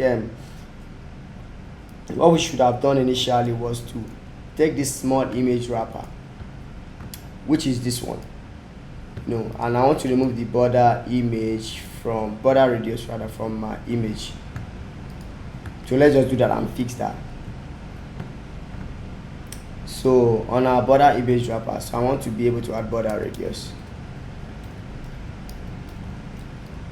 So let's add a border 1 pixel solid, just to see what's going on. So hold on. Okay, let me get rid of this active, what's it called, for now. So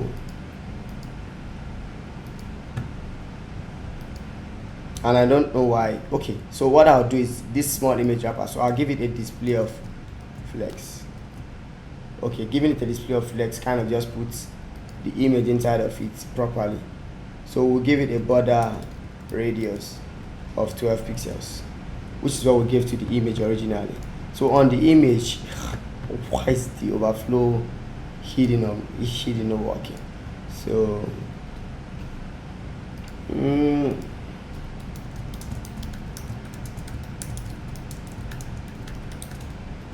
okay, so overflow hidden not working on images.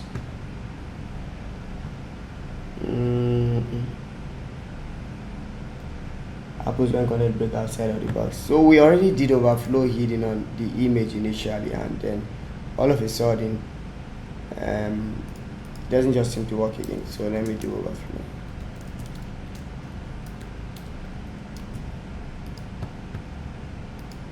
So let's just take a look at that and see why it isn't working.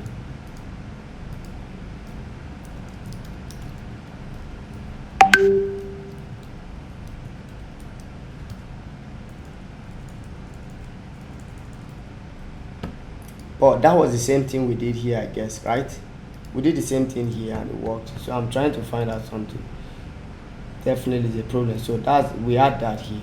Okay, I think what we did here was just to add the radius to our image directly. So what we are going to do now, but doing that in this case is actually leading to a problem, and that problem is, okay, see what we are going to do, because when things go like this, okay, let's just add, but I'm seeing this ugly looking white stuff around the edge of the image, which doesn't look so good. Object fits.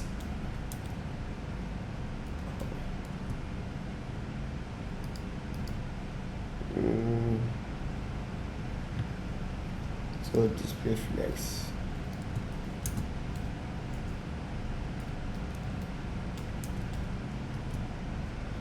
So what we're going to do now is, let's just kind of bring back this our active class.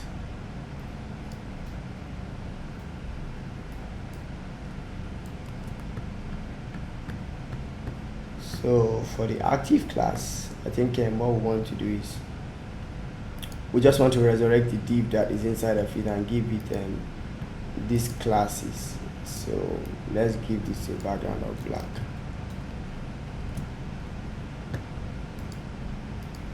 For this element, so this is okay. I commented out the div. So this div. So we have this div, and then we also want to give this div a border radius. Border radius of 12 pixels. And then okay. So what we're going to do now is increase the opacity to about 6. So let's change back the color to the pale orange. Okay, so I think that's pretty much it. Then let me remove this border from the others. Okay, so I think that's it. But Yes, sir. There's an orange border around the first image. So this is it, right? I think it's Yes, sir. 2 pixels. Okay, so that's it. So let's reduce this opacity. I think it's kind of, it's not as okay. I think that's more like it, but I'm still not comfortable with this spacing around here, but let's just leave it that way for now. So let's quickly go over to the other things. So we are done with this session basically, so let's go over to this section. And sorry guys for that, it happens. So the next thing we'll do now is the content wrapper, right? So let's just come here and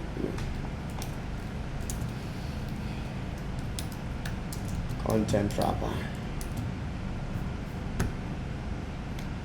So the first thing is the sneaker on top of it, so the sneaker company.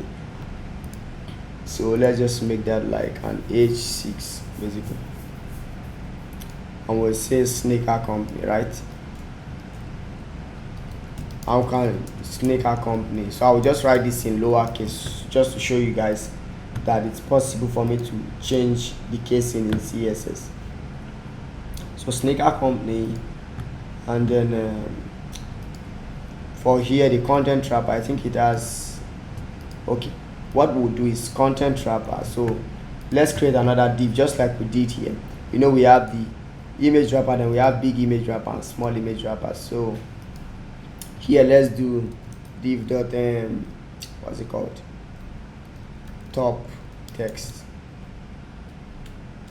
So let's put this aside of that. So for the top text, we are just going to give it a margin top. So the top text. Then we are going to do first of all, we want to do is to give it a margin top. So a margin top of what's it called? Let's say about 50 pixels, and see what that looks like.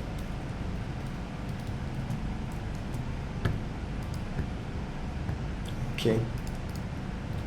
Then let's just leave that for now. Then let's target the H6 inside top text. So we have an H6 inside of it, and the H6 is having a color of, sorry, So the color is that orange. So what we want to do is we want to change the capitalization. So we want to say text transform to uppercase. So we have it in capital letters, right? So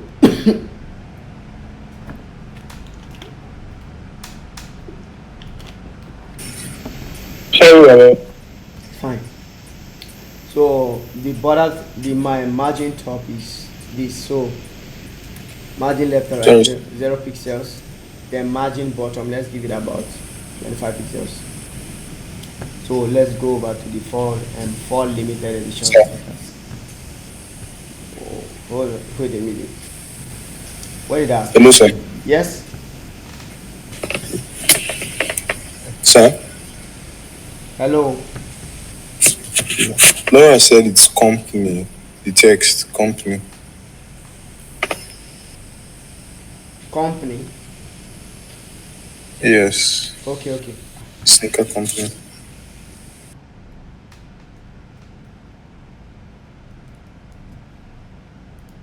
Okay. So the next thing we are looking at, I don't know why my margin, did I mess something up with the, okay, margin top, I said margin top, I'm now putting the shorthand property. So do you get the point? Do you know what the problem was? I said margin top and I'm specifying margin top, left, right, blah, blah, blah. So you just cancelled it. So for limited edition sneakers, so let's have a heading. So Anna, let me not be lazy. So let me just put, just like we have in our wireframe below, top text. Then underneath here we'll have heading. So we have div dot content heading. And by now I'm sure you guys understand that the name you call it doesn't really matter. I mean the class names you give to an element.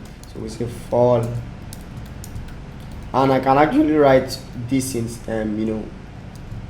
in lower casing, so we'll change it with CSS limited edition. So we have this, right? So let's come here and so let's just say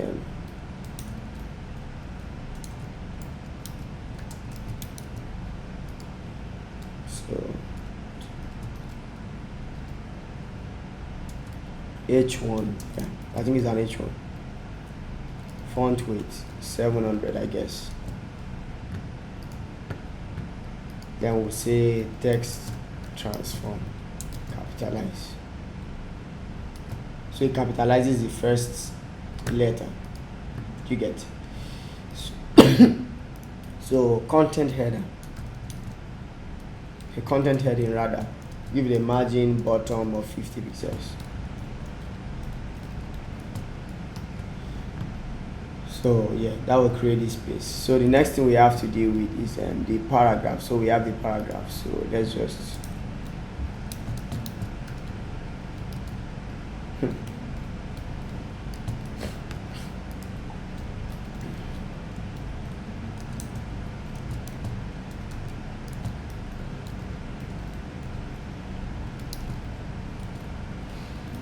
so we have P. So this said this low profile sneakers are your perfect casual wear companion.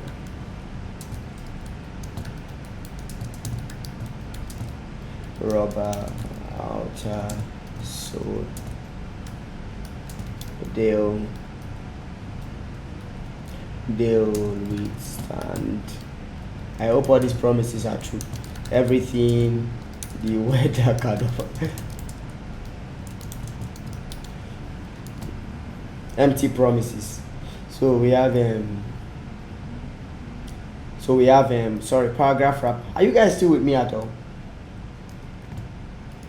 Yes, sir. Yeah, we are. Are you guys tired? Margin bottom. No, sir.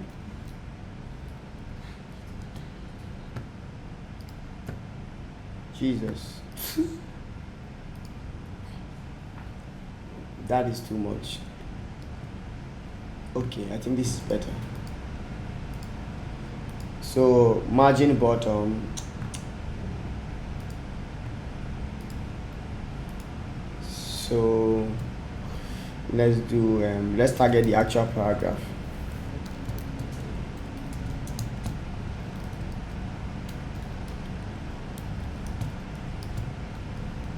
Okay, the color should be that very color we use for where did we apply it? I think we applied on the very dark grayish blue.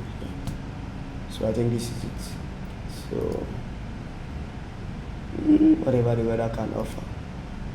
So these are 3 lines.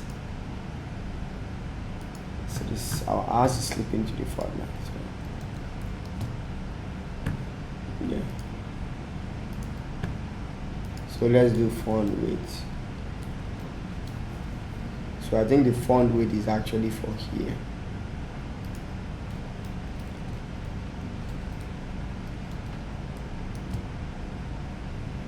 Is that? No. I think it's here.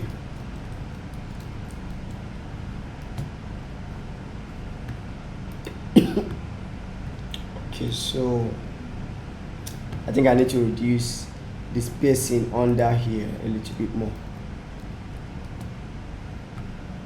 Okay, so the next thing is this item here.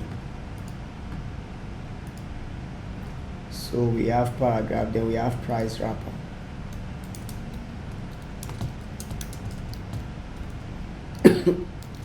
Oh, wow.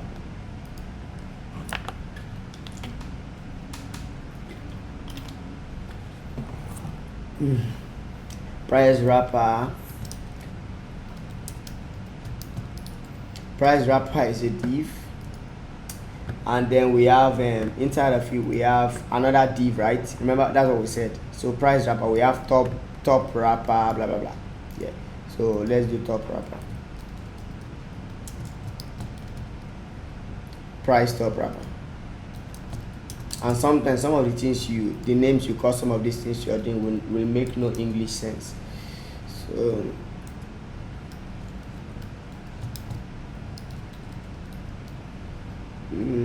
So price top wrapper. So we are going to have basically let's have an H3 that that just talks about the amount.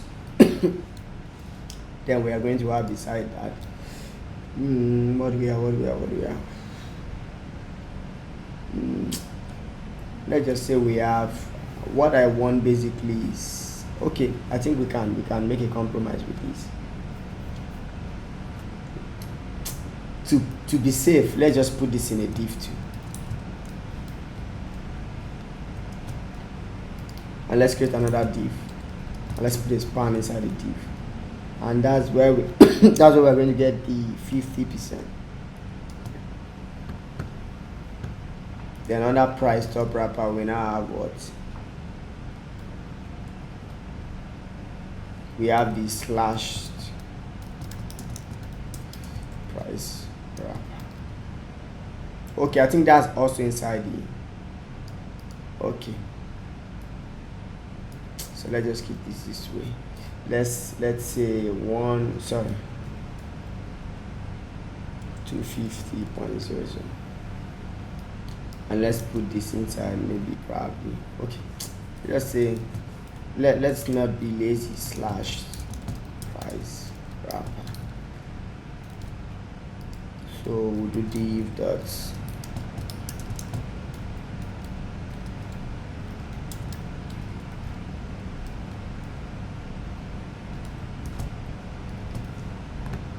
Okay, so that's pretty much it. So let's start working on that. So we have this first. So that's inside of our. Okay, first of all, we have our price wrapper. So our price wrapper, we don't really have to do much. We just have 2 children, the price top and then the slash price. So for the price top, let's start working on the price top. So the price top, first of all, we give it a display of flex, right?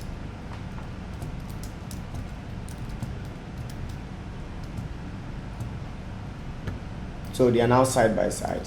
So let's give it justify content center. No, we don't need justify content actually for now. Align items center. Okay, that doesn't look so great. Something looks off, probably because of the span bar. Let us continue for now. So for the H4, so we have price top.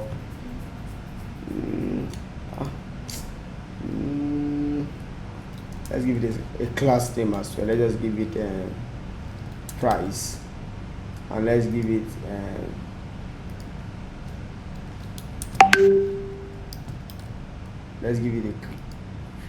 so we have this also a class of what's it called, discount wrapper.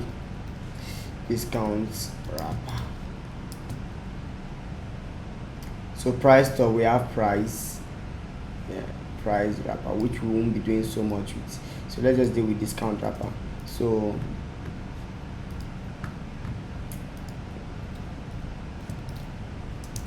let's give it a margin left just to space it out, 20 pixels. Okay, so discount wrapper, the span inside of it, let's give it a background color of very pale orange. Yeah, I guess so. So let's give it a border radius of 8 pixels, and that's our radius around it, which is, I think the edges are kind of rounded. Then let's give it what's it called, a padding of 4 pixels, and that looks big. Let's give it a padding of 2 pixels. So let's give it a font size of 11 pixels maybe.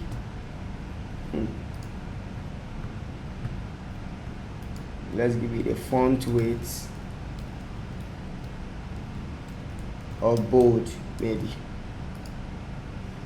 Okay, let's then give it a color of, our time is fast spent. I'm just trying to rush through this as fast as possible. So let's reduce the border radius. I think the border radius is way too much. Yeah, okay, I think that's pretty much it. So border radius, so padding to the left 2 pixels. Let's give padding to the right 4 pixels and see what that looks like. So I think that looks nice, right? That looks okay. Are you guys still with me at all? Yes. Yes, sir. I'm just trying to rush through it. So I think the border margin left that we gave on the discount wrapper is kind of a lot. So let's reduce that to like 10 pixels. Okay, so I think that's pretty much it. So price top, blah blah blah. So for price top, so we'll say margin bottom. So let's say margin bottom is going to be like 8 pixels, just to space this.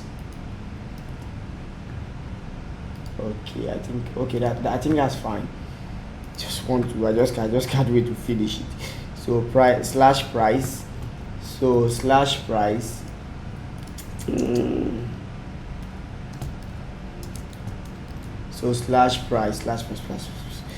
I think price, we don't need to do much with it. Let's just target the H4 inside of it. So let's do the color. Color is, not column. Color is very dark. See, very dark range. Okay, so one of the things we need to do is we just need to strike it through. So text decoration line through, so that's it. Okay, I think it's not very dark. I think it's light. Is it very dark or light?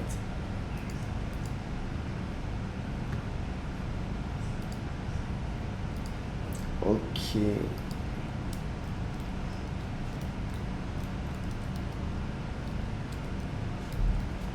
font weight, let's make font weight 300 and see, or 400 maybe. That looks weak.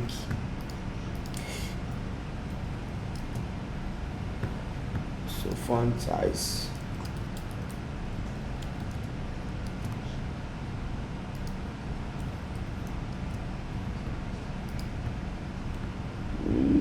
I'm not sure if that's the color, basically, even for these paragraphs. But no one, let's just leave it like that. I beg.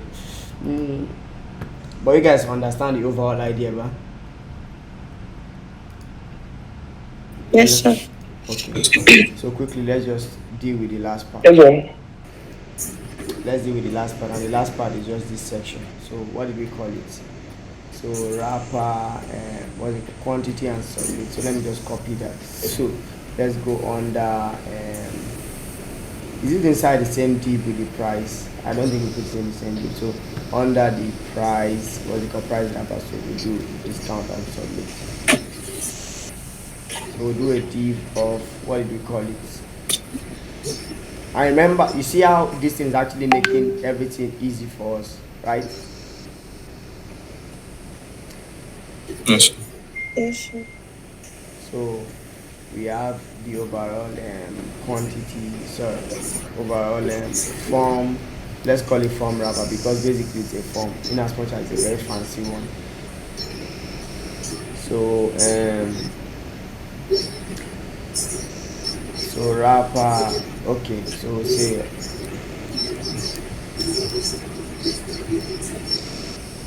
so that will be the wrapper for this input alone, which is so div dots. So we are first going to have we're going to, let's just have a button that says the minus sign. Then we're going to have an input field, a type of text, and let's just do this.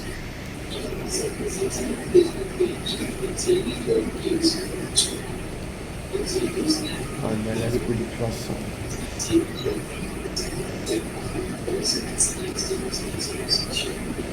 Okay, then let's put that text that will be here by default. So let's say value is going to be 0.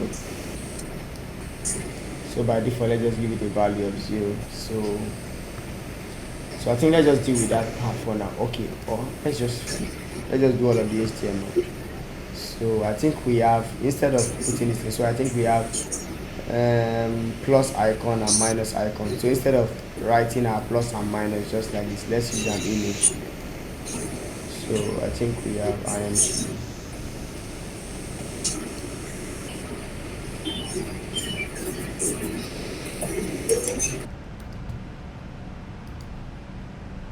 Okay, I think the second one is the plus icon.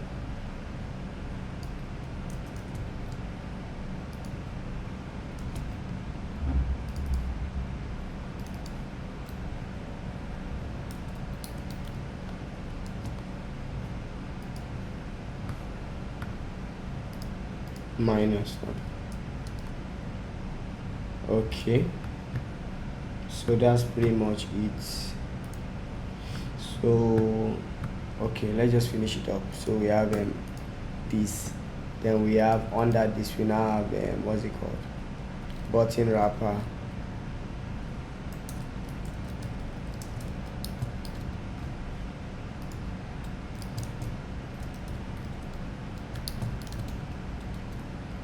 Then we have a button that says, we have that image inside of it, which is more like the card icon.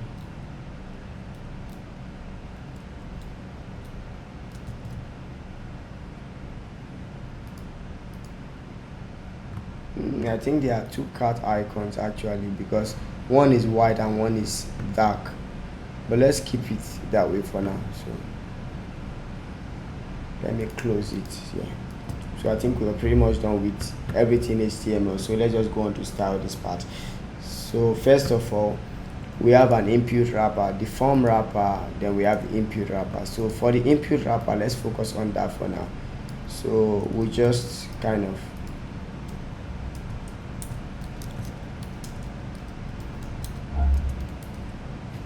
or is that what we called it? Quantity and submit. Let's just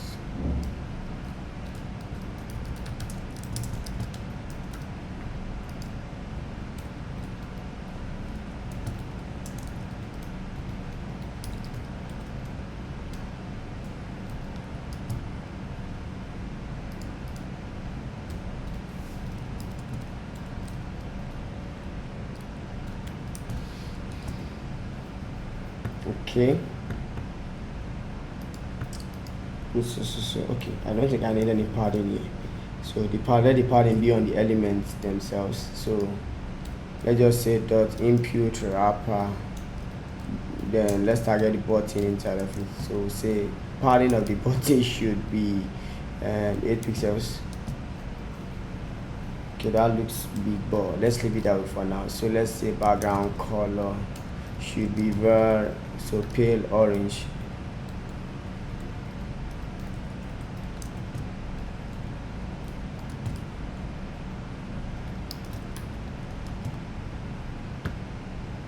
So we'll remove the border around the button, border none.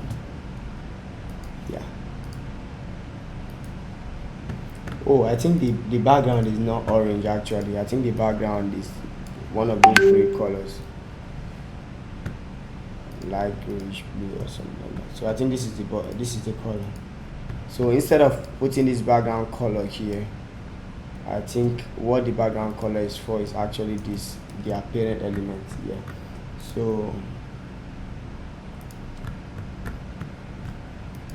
So I think it's overflowing width should be main mask content. So the width should be as much as this content. So let's do input wrapper. Let's target the input element background transparent. Let's make it transparent. Border none. Yeah. Width. Okay. Okay, I think what I need to do here is just to change the input from a type of text to a type of number. And that might look ugly basically, but that's fine. So let me make it the type of text again. So okay, I think I'm actually running, like I'm trying to run as fast as possible. So for the button, I forgot to add the text. So the text says what? Add to cart.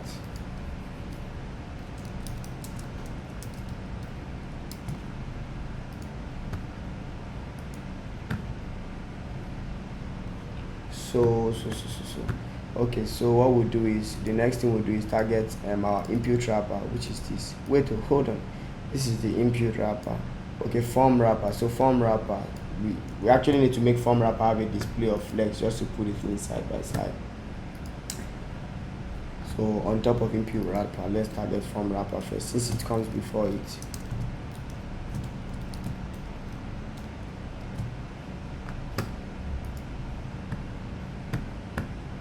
So input wrapper, let's give input wrapper, a width of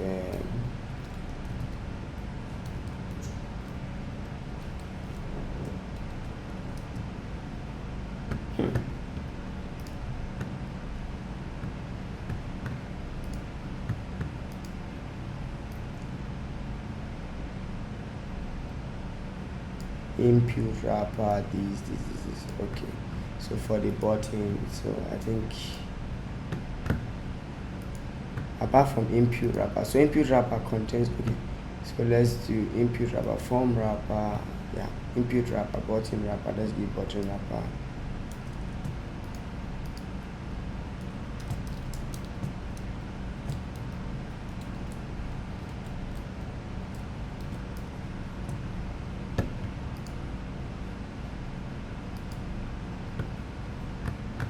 so display of flex justify content.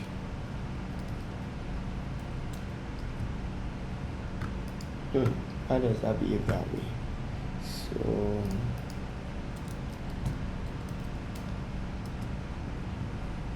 for some reason that doesn't behave so let's try and find out why it is behaving like that.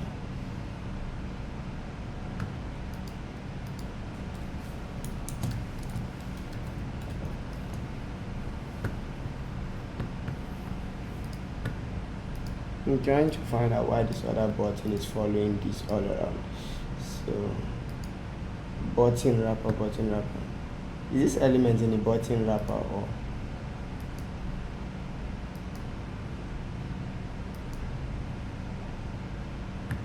Okay, and the input. So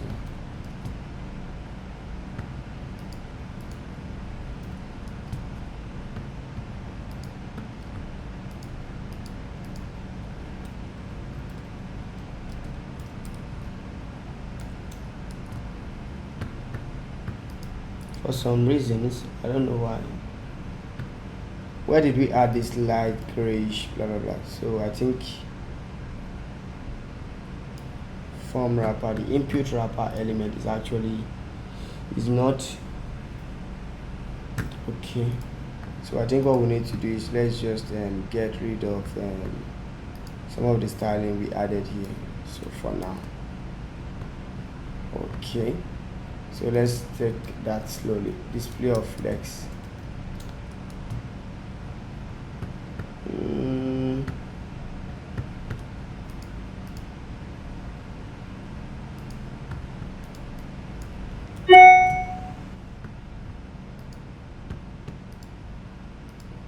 Okay, so let's leave this for now. So button wrapper, then we say the button wrapper, then the button inside of it should have a background color of so we want that orange color. So this color. So let's say border none.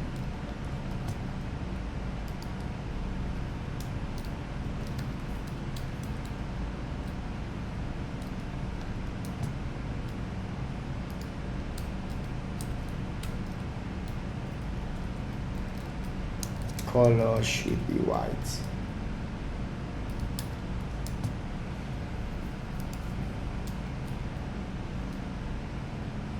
So button wrapper. So inside button wrapper, we just have one button, and inside of button. So let me do a button and a span. Let me put this inside the span, so I can give you the display of flex and align the elements.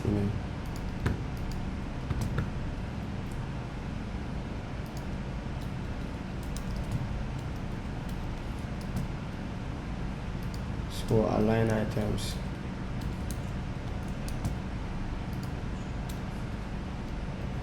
So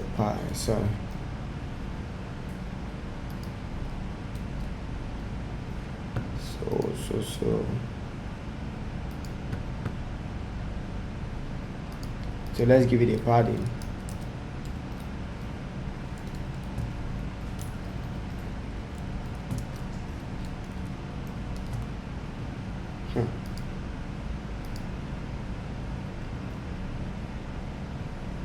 I'm trying to know why this thing is enforcing a particular input wrapper. So okay, and the button here. So that's pretty much it. So let's try and fix this. So width.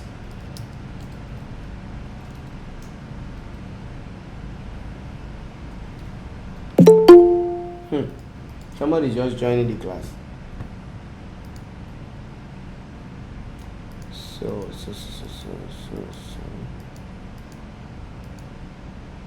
for some reasons, I don't know why that is behaving like that, but no problem. Let's just go on.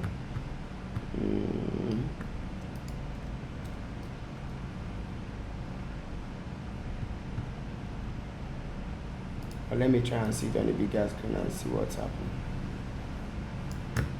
Okay.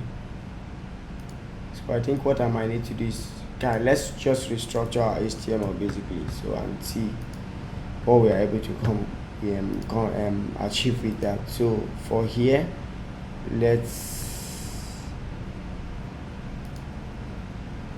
I think everything is pretty much fine. Just for this element here. So what we can do is we can just have to, instead of this thing here, let me just put a div for the sake of being correct. So let me comment this out and let's put a div, and let's call it class name of, let's just call it input.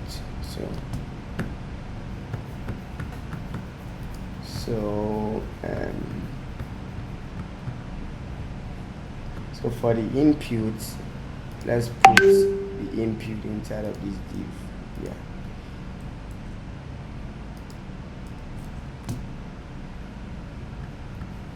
Okay. So, and this is one of the crazy things that CSS does sometimes.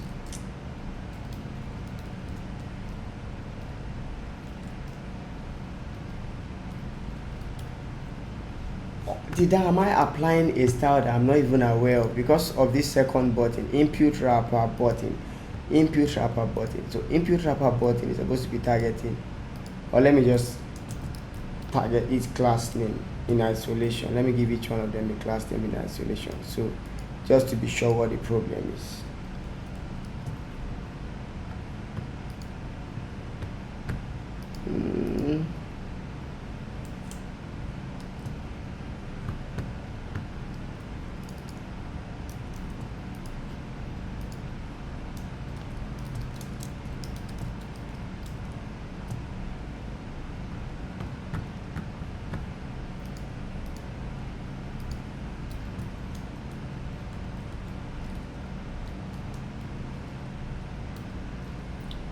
Okay, so what I'll do is, here's what I'm just going to have to do.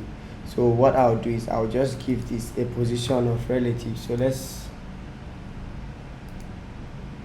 let's give this a position of relative and see how that goes for this particular one. So position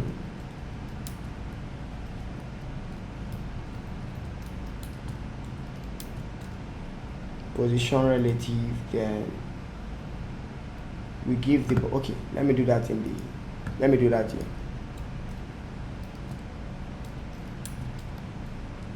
And in that case, I don't really have to do this anymore.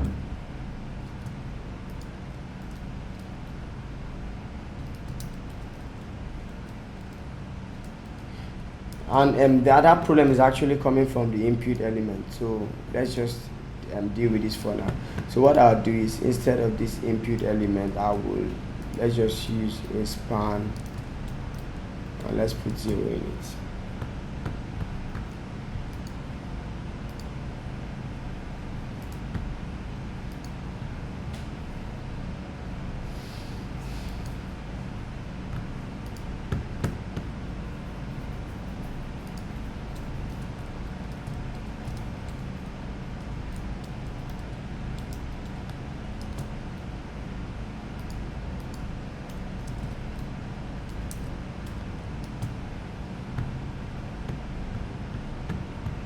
Okay, so let's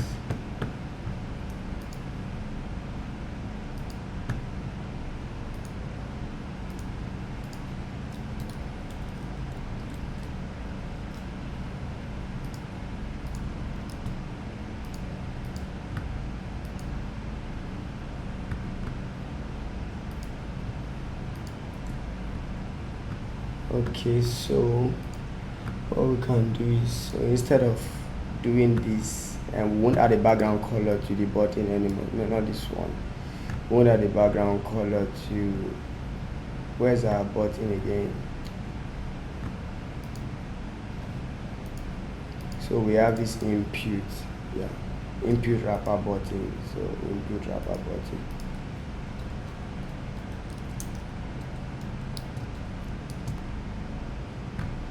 Okay, so input wrapper, display, sorry.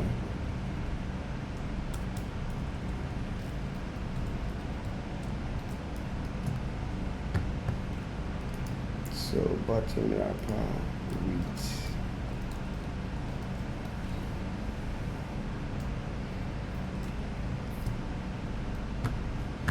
Okay, so I think so. Instead of setting, let's just set padding top and bottom, left and right. Let's disable padding left and right. So let's do width of 100%, and then let's do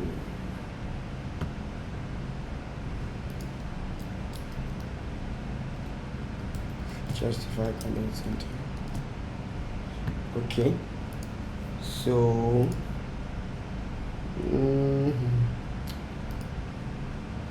so let's do, what do we do again?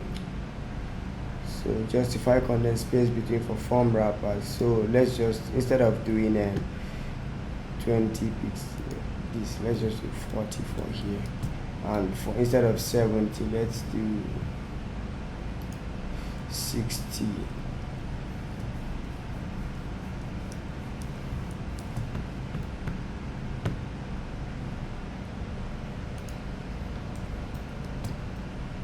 Are you guys getting it at all? Hello? Hello?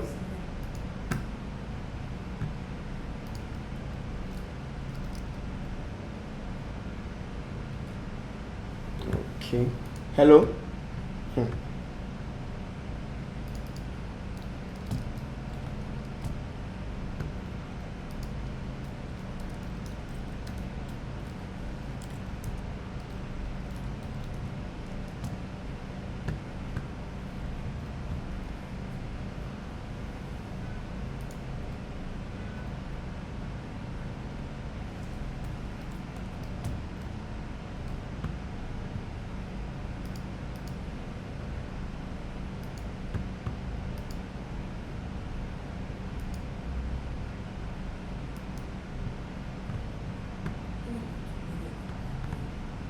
Oh, sorry. I think I'm actually messing something up, so I think I need to give this 55. Yeah, so that's pretty much it. So for input, let's give it a border radius.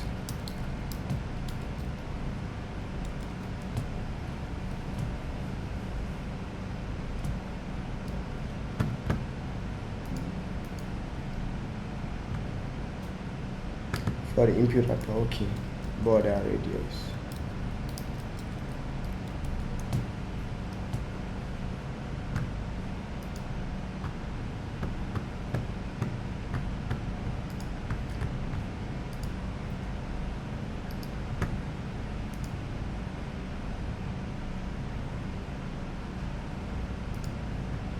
Okay, so then for the text, let's also give it a border radius.